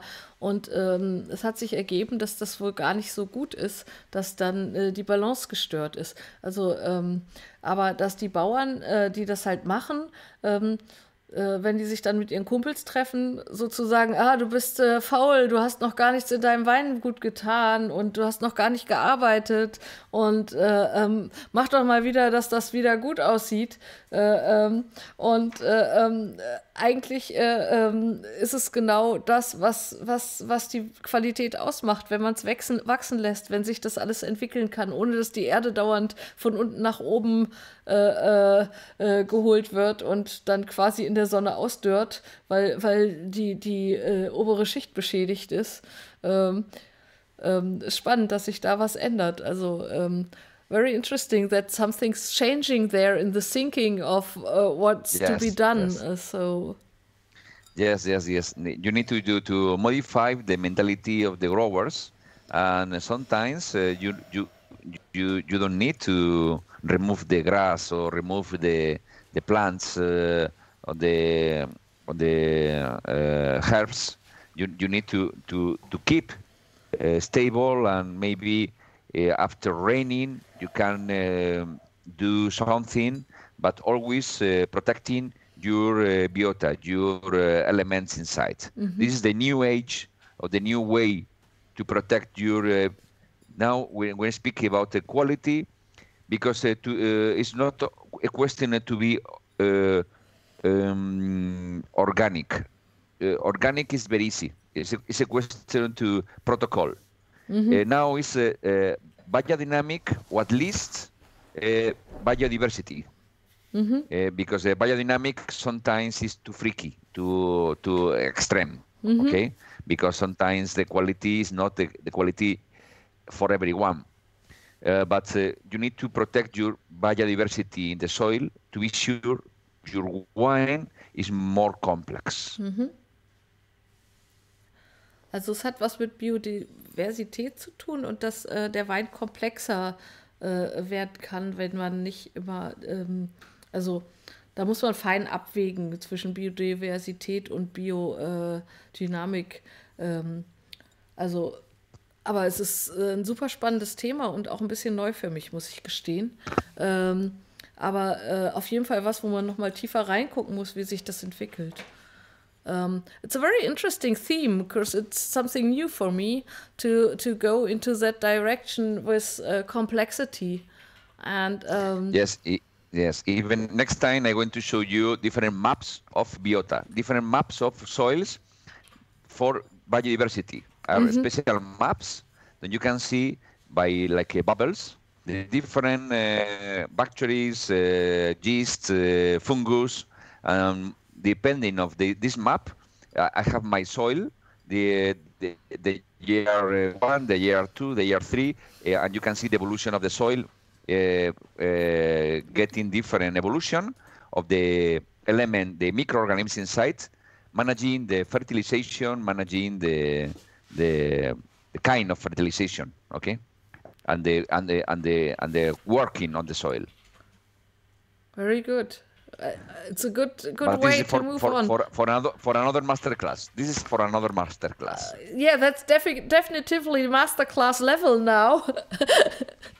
So, shall we move to the next wine and go a little bit simpler, more in the direction of what grapes are in it and why is it called Lacrimus Rex? Okay, this is Garnacha and Graciano. Remember, Graciano is a local grape, and Garnacha is very typical from Rioja. Even Garnacha is coming from an area very sandy and gravel soil in my part of the vineyards, and this area is very close from the T-Rex museum. This is a special platform with footprints of the T-Rex, dinosaur, and there are a lot of people visiting this footprints area. Then I use the T-Rex for the Garnacha, because the Garnacha is my vineyard closer from this part. Okay? Ah, okay. So we have the picture of the T-Rex and you. Yes. And then this is the reason we use the T-Rex. And you can visit there and see the original footprints. Yes, because it was a lake. Then finally you have sediments on the top on the footprints, but with the erosion, raining and wind during 100 million years, you can see now the footprints. Okay. Also das ist eine Gegend, und das ist sein Weinberg, der am nächsten dran ist an den Fußspuren von dem T-Rex. Die kann man da besichtigen. Die sind halt durch die Erosion, kann man halt die alten Wege des T-Rex sehen in der Gegend. Und da haben sie natürlich dann auch einen T-Rex aufgestellt, damit man das richtig sehen kann. Und das ist der Weinberg, der am nächsten dran wächst. Die Rebsorten sind Garnacha und Graciano wieder. Garnacha ist auch nach Tempranillo eine der meist angepflanzten Rotweinreben in Spanien. Why the reason to produce Garnacha Graciano? Okay, Garnacha is a grape plenty of fruit, mainly in the red fruit. Very silky and elegant, and very good freshness aptitude. And Graciano is more powerful, flowers, and more tannic. Then we blend 2 grapes with a good acidity, because we are looking for a fresh wine, but the Graciano improve the complexity in aromas, because we are offering not only red fruit, we are offering balsamic, spicy, because the Graciano, when it's aging in barrel, is more spicy and more tannic. To be sure, we have a minimum concentration and protection against the oxidation, because this wine, after the blend, is going to remain at least 8 to 9 months in barrel.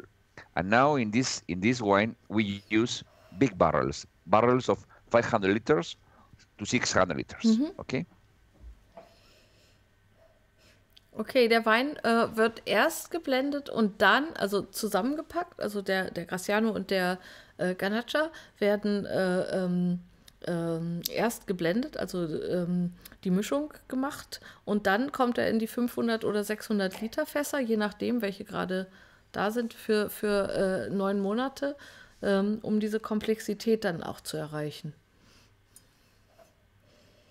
And the aromas in the nose are really strong. The aromas is very intense. You can see it's very fruity. You can find the red fruit, the flowers, the balsamic, like a spicy, like a white powder, white pepper. Also weißer Pfeffer.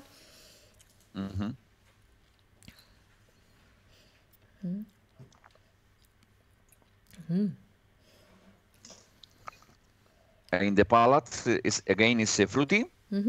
It's a medium body, good acidity, very good acidity, and velvety. We can feel the tannins, but are very elegant tannins coming from the Graciano to round the wine, and of course to protect the Garnacha against the oxidation. Okay.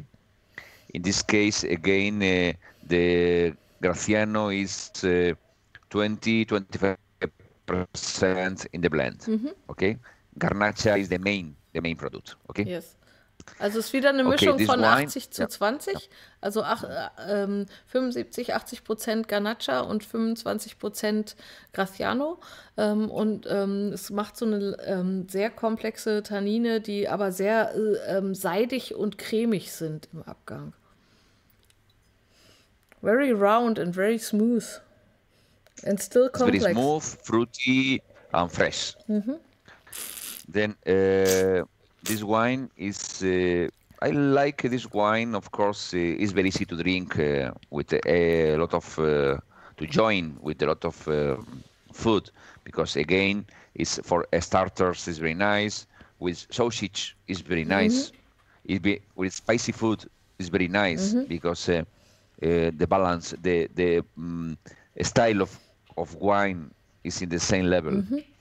It's interesting, for example, with the salty food like anchovies, because clean the palate. You have the anchovies and the salty anchovies, and then this wine clean the palate to clean the salt. Okay. Ja, interesting. Ja, also es ist ein Wein, der mit sehr vielen Essen funktioniert, aber auch zum Beispiel mit Anchovies, also eingelegte salzige Sardellen.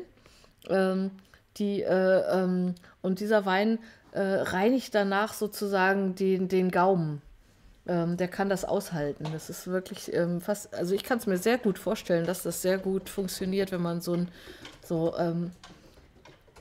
Beispiel was Scharfes, Knoblauchiges mit diesen Anchovies und dann irgendwie hinterher so einen Schluck Wein und der gleicht das dann wieder aus, kann ich mir sehr gut vorstellen. It's very interesting, for example, to match with the white pork, because clean the fat part. When you have the pork, mainly on the grill, sometimes it's a little fat. Then with this wine, clean the fat part and refresh the mouth to continue eating. Ah, also oder wenn man zum Beispiel vom Grill irgendwas, ja, zum Beispiel Spanferkel, also wo das Fett dann halt auch mit dabei ist. Und der Wein nimmt den Geschmack sozusagen weg und reinigt sozusagen den Mund, damit man überhaupt noch den nächsten Bissen essen kann, wenn man dann schon so mit diesem Fett so gesättigt ist.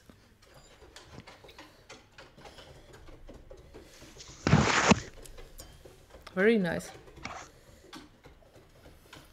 And again, if you drink this wine a little cool, it's very nice like aperitif, because it's not tannic.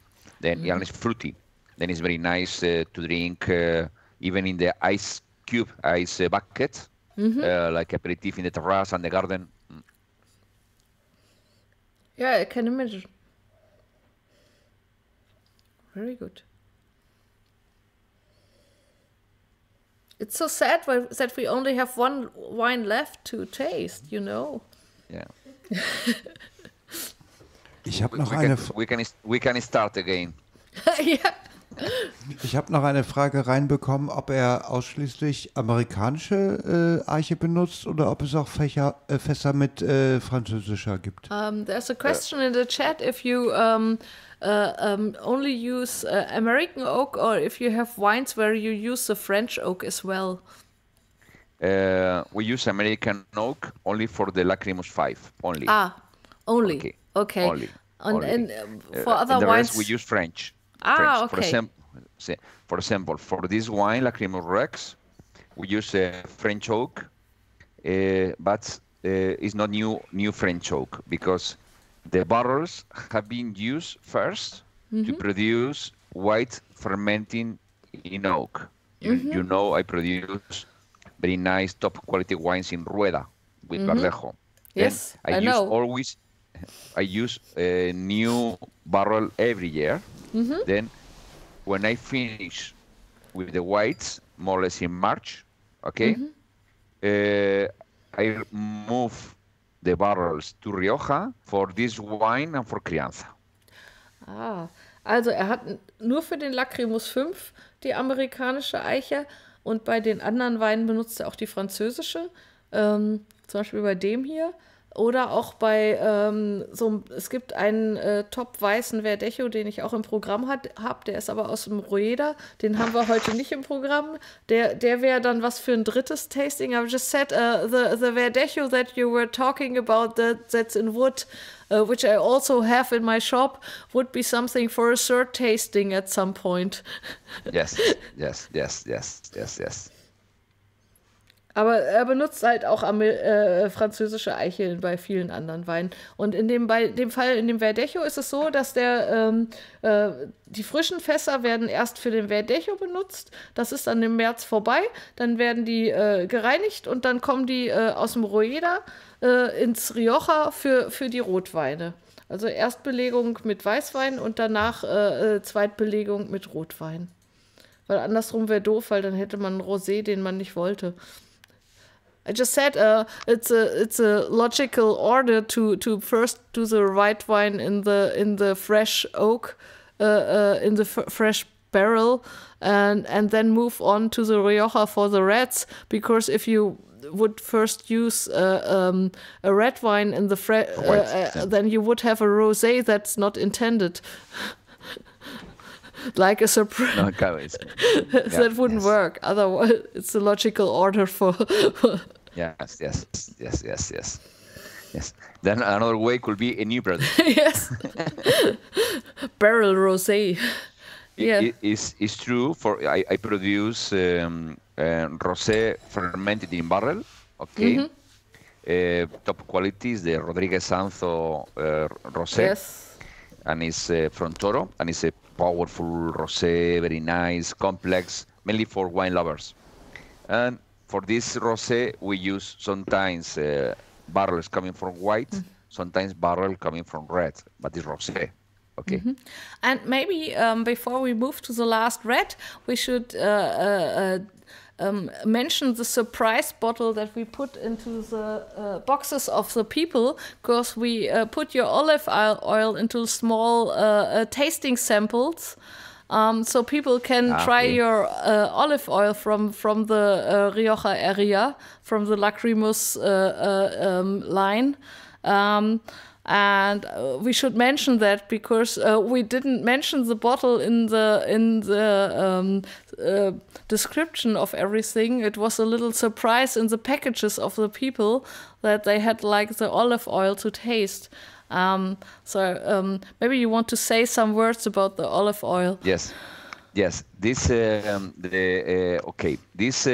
olive oil is coming from very old trees around the vineyards, because we are not producers of olive oil, but we have in the tradition of the Rioja, like in other areas of wine around the world, the olive oil and the wine were together. You can in Italy, in France, in Spain, and it's very usual to find both. With the evolution of the markets, the olive trees were in one direction and the vines in a different direction.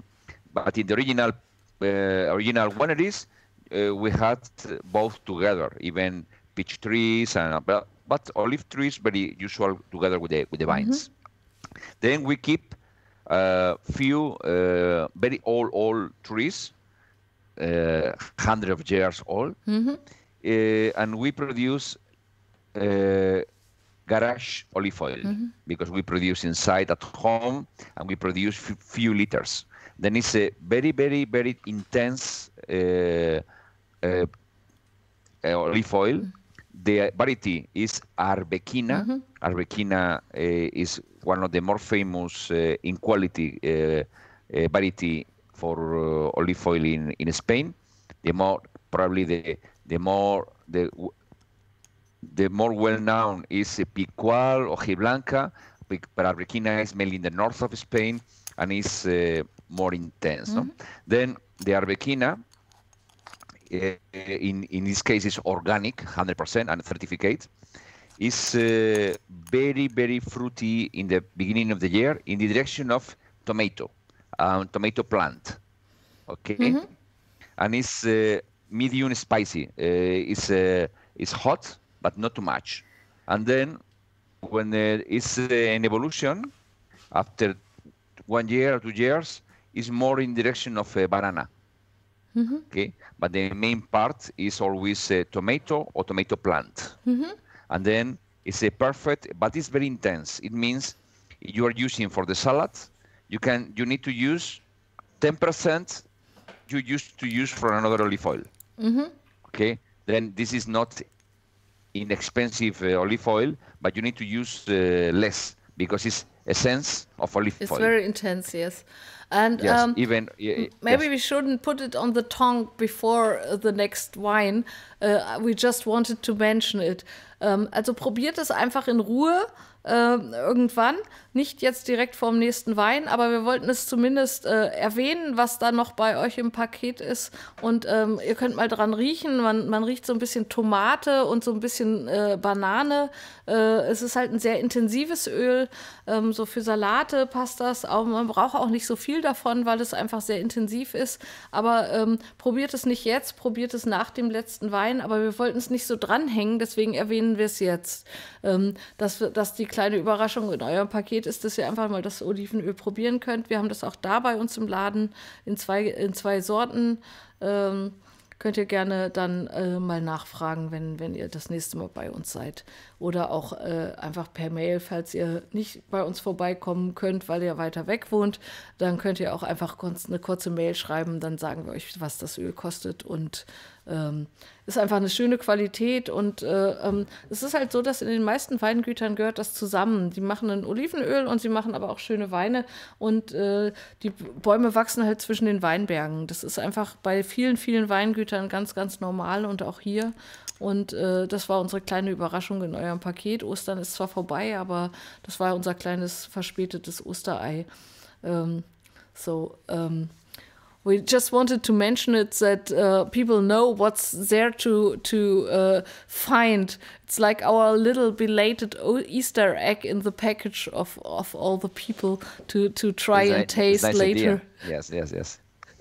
Even, but it's important when you buy this olive oil.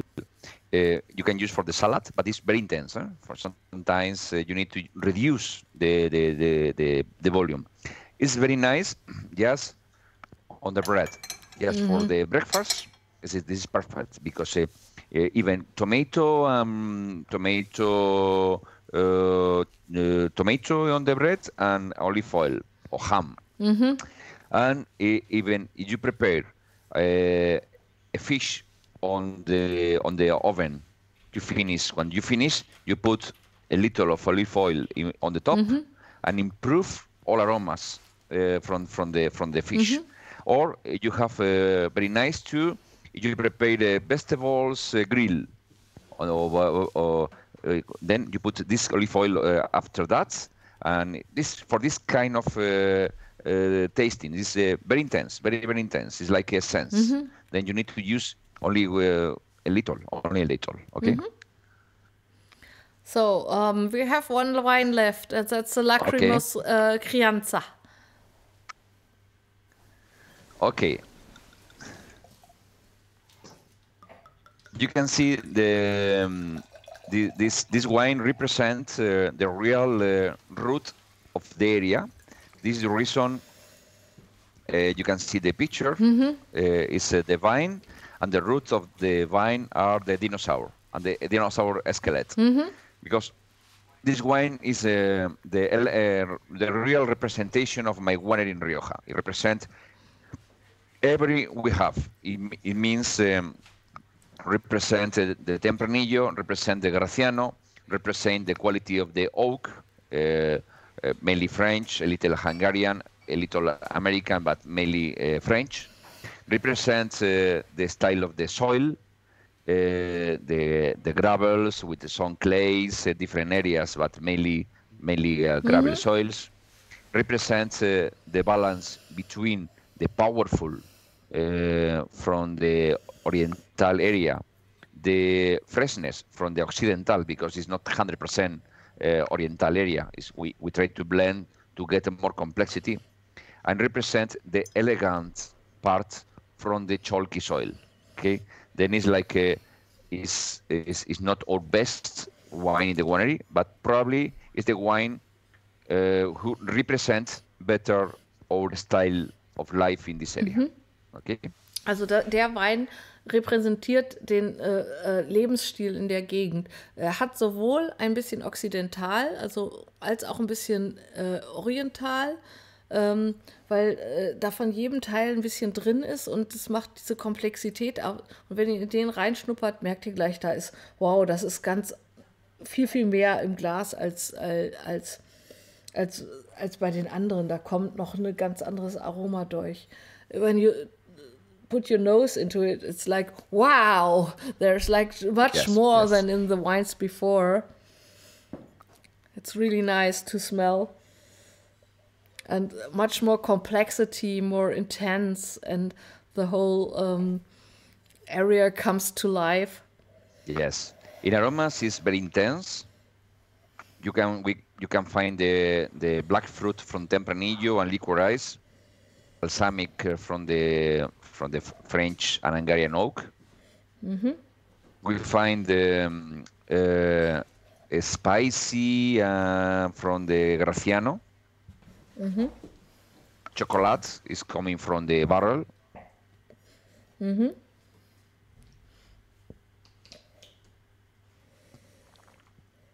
Very in nice. The palate is full body, round.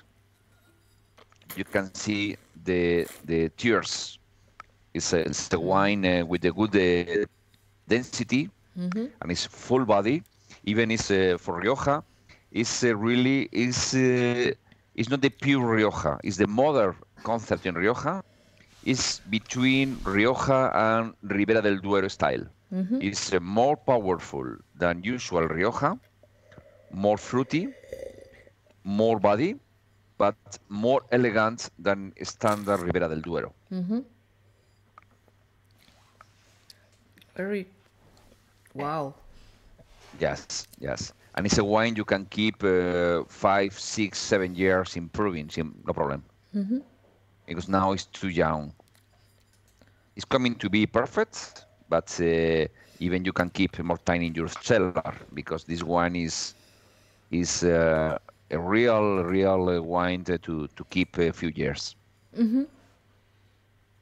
Also das ist ein Wein, den man auch mal ein paar Jahre im Keller vergessen kann. Der ist fast noch ein bisschen jung jetzt, aber schon sehr gut in der Balance. Aber da kommt noch mehr, wenn man einfach mal 2, 3 Flaschen im Keller vergisst und jedes Jahr einmal eine rausholt. Und wir sprechen von einem Wein, der knapp 10 Euro kostet. Also das sind keine Welten. Also der kostet keine Unsummen, sondern das ist so ein knapper Zehner, den man dafür hinlegt. Also alles im Rahmen, finde ich, für das, was man da im Glas hat. I just said it's a very complex wine for a medium price that's very good in balance. Yes.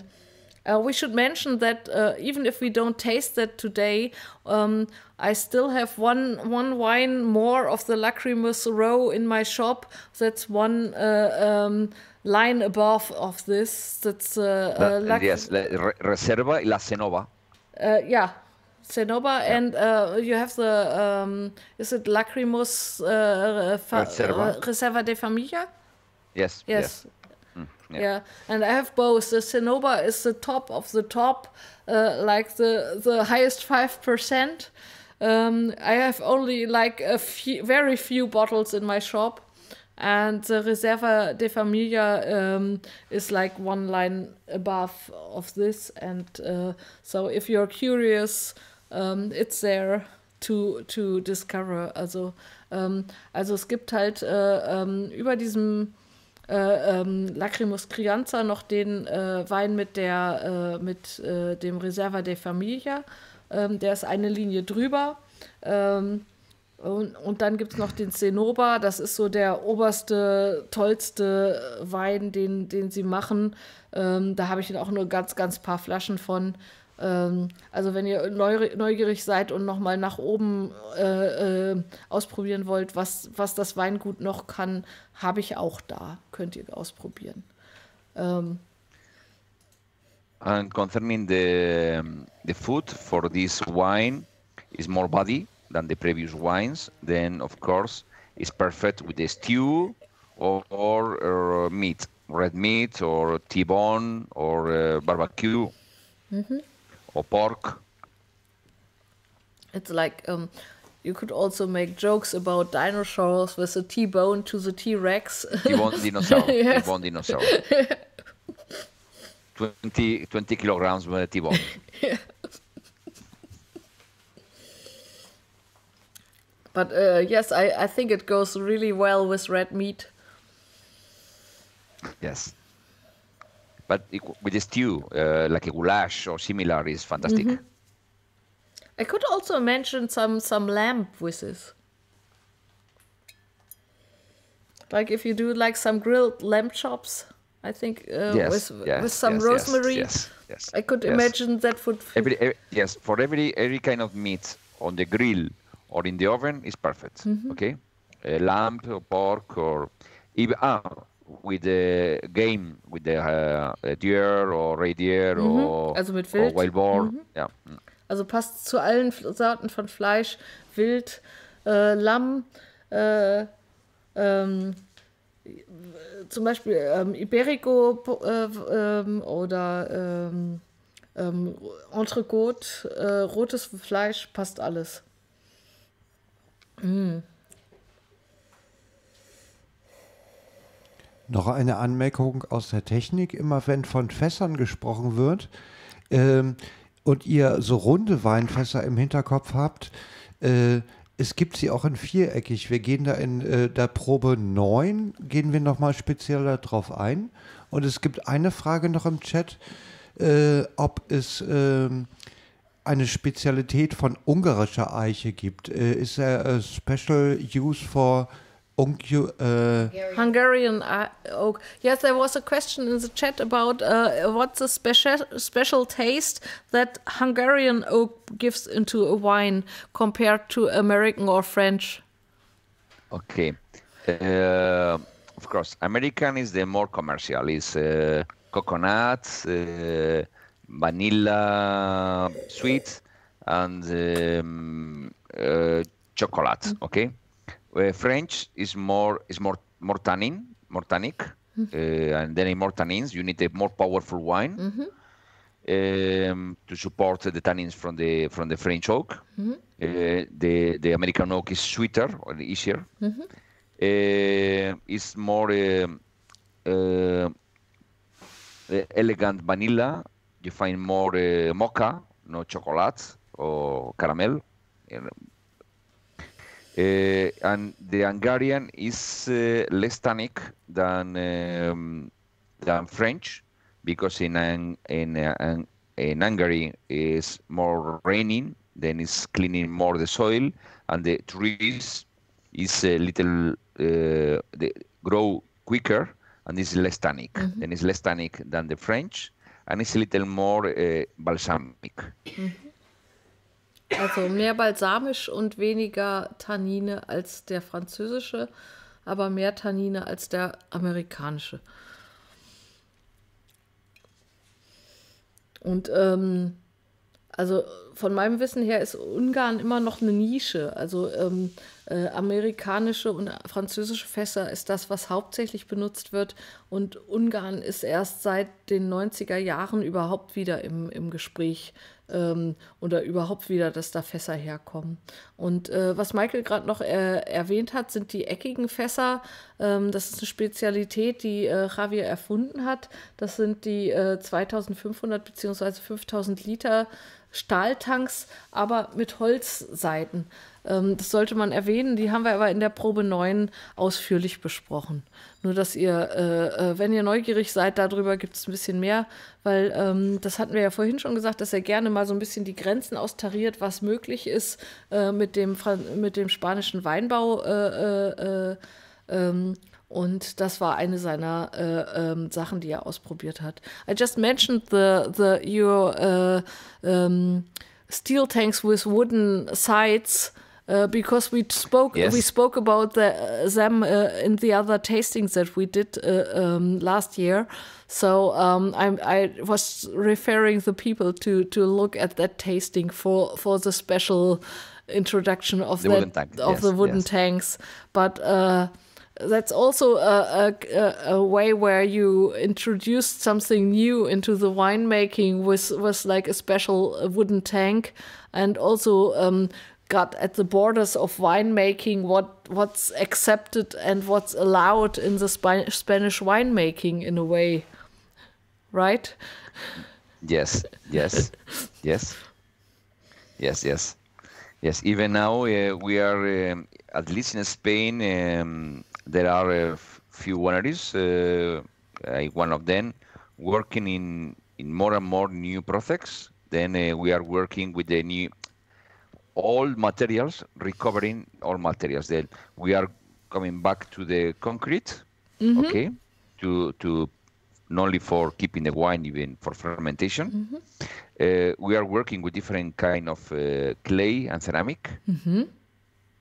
Okay. Even with different kind of oxidation to get more or less oxidation, to looking for different kind of wines. We are working with wines without sulfur, looking for more covered in yeast, like a bello is one is yeast on the top of the wine, and then it is typical from the south of Spain. Is from sherry, but we are using for red wines and for white wines, working with a low level of sulfur to produce more natural wines. Okay, then there are more and more wineries in this direction. Okay, also es gibt halt Experimente, die weitergehen Richtung keine Sulfite in den Weinen. Es gibt mehr Richtung Betontanks. Das war in den 50ern schon mal sehr in oder einfach der einzige Weg, größere Mengen von Wein in Tanks aufzuheben. In den 50er Jahren waren gemauerte Tanks aus Beton. Die sind dann irgendwann total aus der Mode gekommen in den 70er Jahren. Da gab es Plastiktanks, ganz fürchterliche Dinger, die heute gar nicht mehr benutzt werden. Und dann gab es die total klinisch sauberen Stahltanks. Aber jetzt im Moment gibt es eine Rückbewegung zu diesen Betontanks, weil die einfach was ganz Tolles mit dem Wein zum Teil machen, so eine Mineralik, die nur so ein Betontank kann. Da gibt es Experimente. Und dann gibt es noch Experimente, was er gerade erzählt hat, mit verschiedenen Lehmsorten, dass man Lehmtanks oder Lehmgefäße macht, die halt wieder eine ganz andere Verdunstung haben. Und auch mit Oxidation werden verschiedene Experimente gemacht Richtung mehr natürlichem Wein. Wenn ihr da neugierig seid, da haben wir auch von diesen Spezialprojekten, die dann in Whiskyfässern waren und was Besonderes sind, haben wir einen weißen und einen roten in kleiner Menge auch da, die sehr speziell sind, aber auch sehr, sehr spannend aus seinem sage ich mal, aus den experimentellen Dingen, die Javier noch so macht. I just explained you making a lot of experimental things. For example, red wine in whiskey barrels. Yes, this is one of my projects. Working more and more, even now in Spain. When you can travel again, you visit a medium to top restaurant in Spain. I can be sure 50% of the top quality, top restaurants from Spain are working with my whiskey barrel. Oh, this is yes. Interesting. In Switzerland, I think everyone have tasted this wine. It's fantastic. It's one of the wines with more successful, even concerning experience. I tried. I'm not sure you can see this picture. Yes. Let me check. Okay. Very special yes. barrel. Yes. It's barrels like X, no? Uh-huh. I can see. Yes. Yeah. I can see. Then the idea. This is barrels to get the natural fermentation without intervention. Then it's like a tap, okay?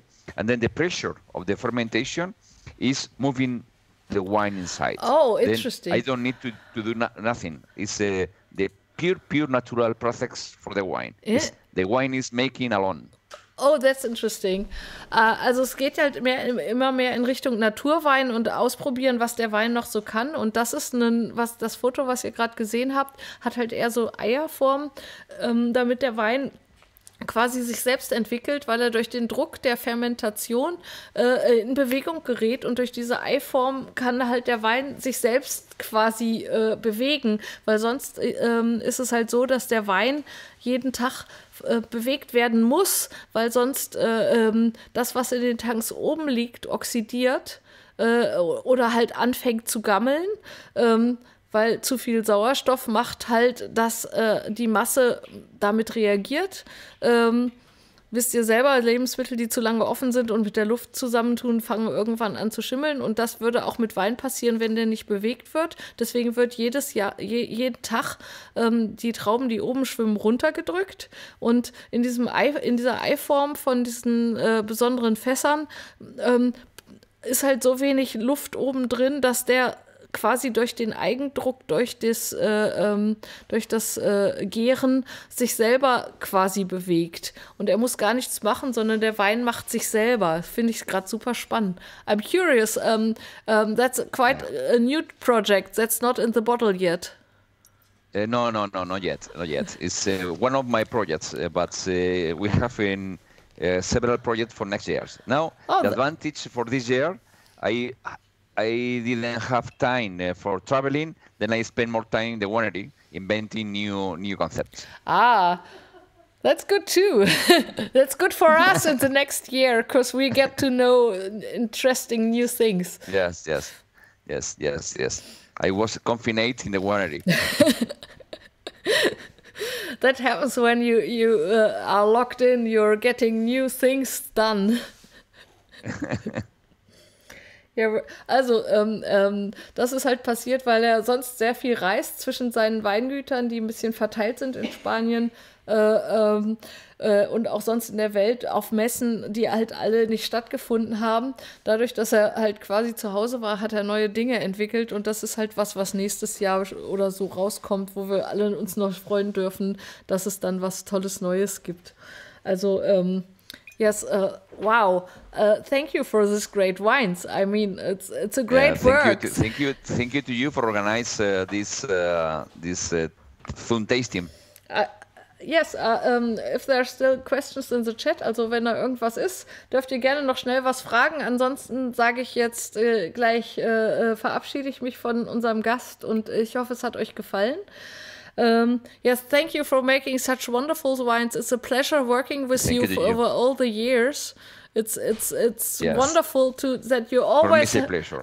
It's wonderful that you always have something new that you develop and to make wine more interesting but also to have such wines like Lacrimus 5 and the Lacrimus Crianza that over the years are just like so solid in the quality that it's like a bank. It's like one of my best sold wines. So it's wonderful. Thank you for that. Thank you for the confidence to your trust in me. So thank you very much. Great for having you here. I'm so happy to have such a great winemaker for being able to chat with you about wines in depth. To know every detail about the wines. It's a great pleasure for me to get to know so much, because of course I know the products that I sell, but to be able to talk for 2 hours about such wines gives much more insight and it makes me appreciate the wines more than I've done before, because I know I can see the work that's in them, and that's just great to see. And I hope we can do that for many years. For me, it's a pleasure to explain. Yeah. For me, it's a pleasure. Yeah, of course. You know, for me, it's not only my business; it's my hobby. Explain the wines. Then it's I love my wines. I love my job. Then I'm very happy to share this time with you and your customers. Yes, thank you very much for making such great wines. And hopefully we do a next tasting with all the wines that we have not mentioned yet. When you want. I say to your health, what to say, or what you say in Spain? Salud. Salud. Salud. Salud. Und Salud. Vielen Dank an alle, die heute dabei waren. Ein fröhliches Prost zu euch. Trinkt noch weiter. Habt ein schönes Wochenende. Vielen Dank, dass ihr dabei wart. Und hoffentlich sehen wir uns beim nächsten Tasting wieder. Einen wunderschönen Abend euch allen. Prost. Salud. Salud.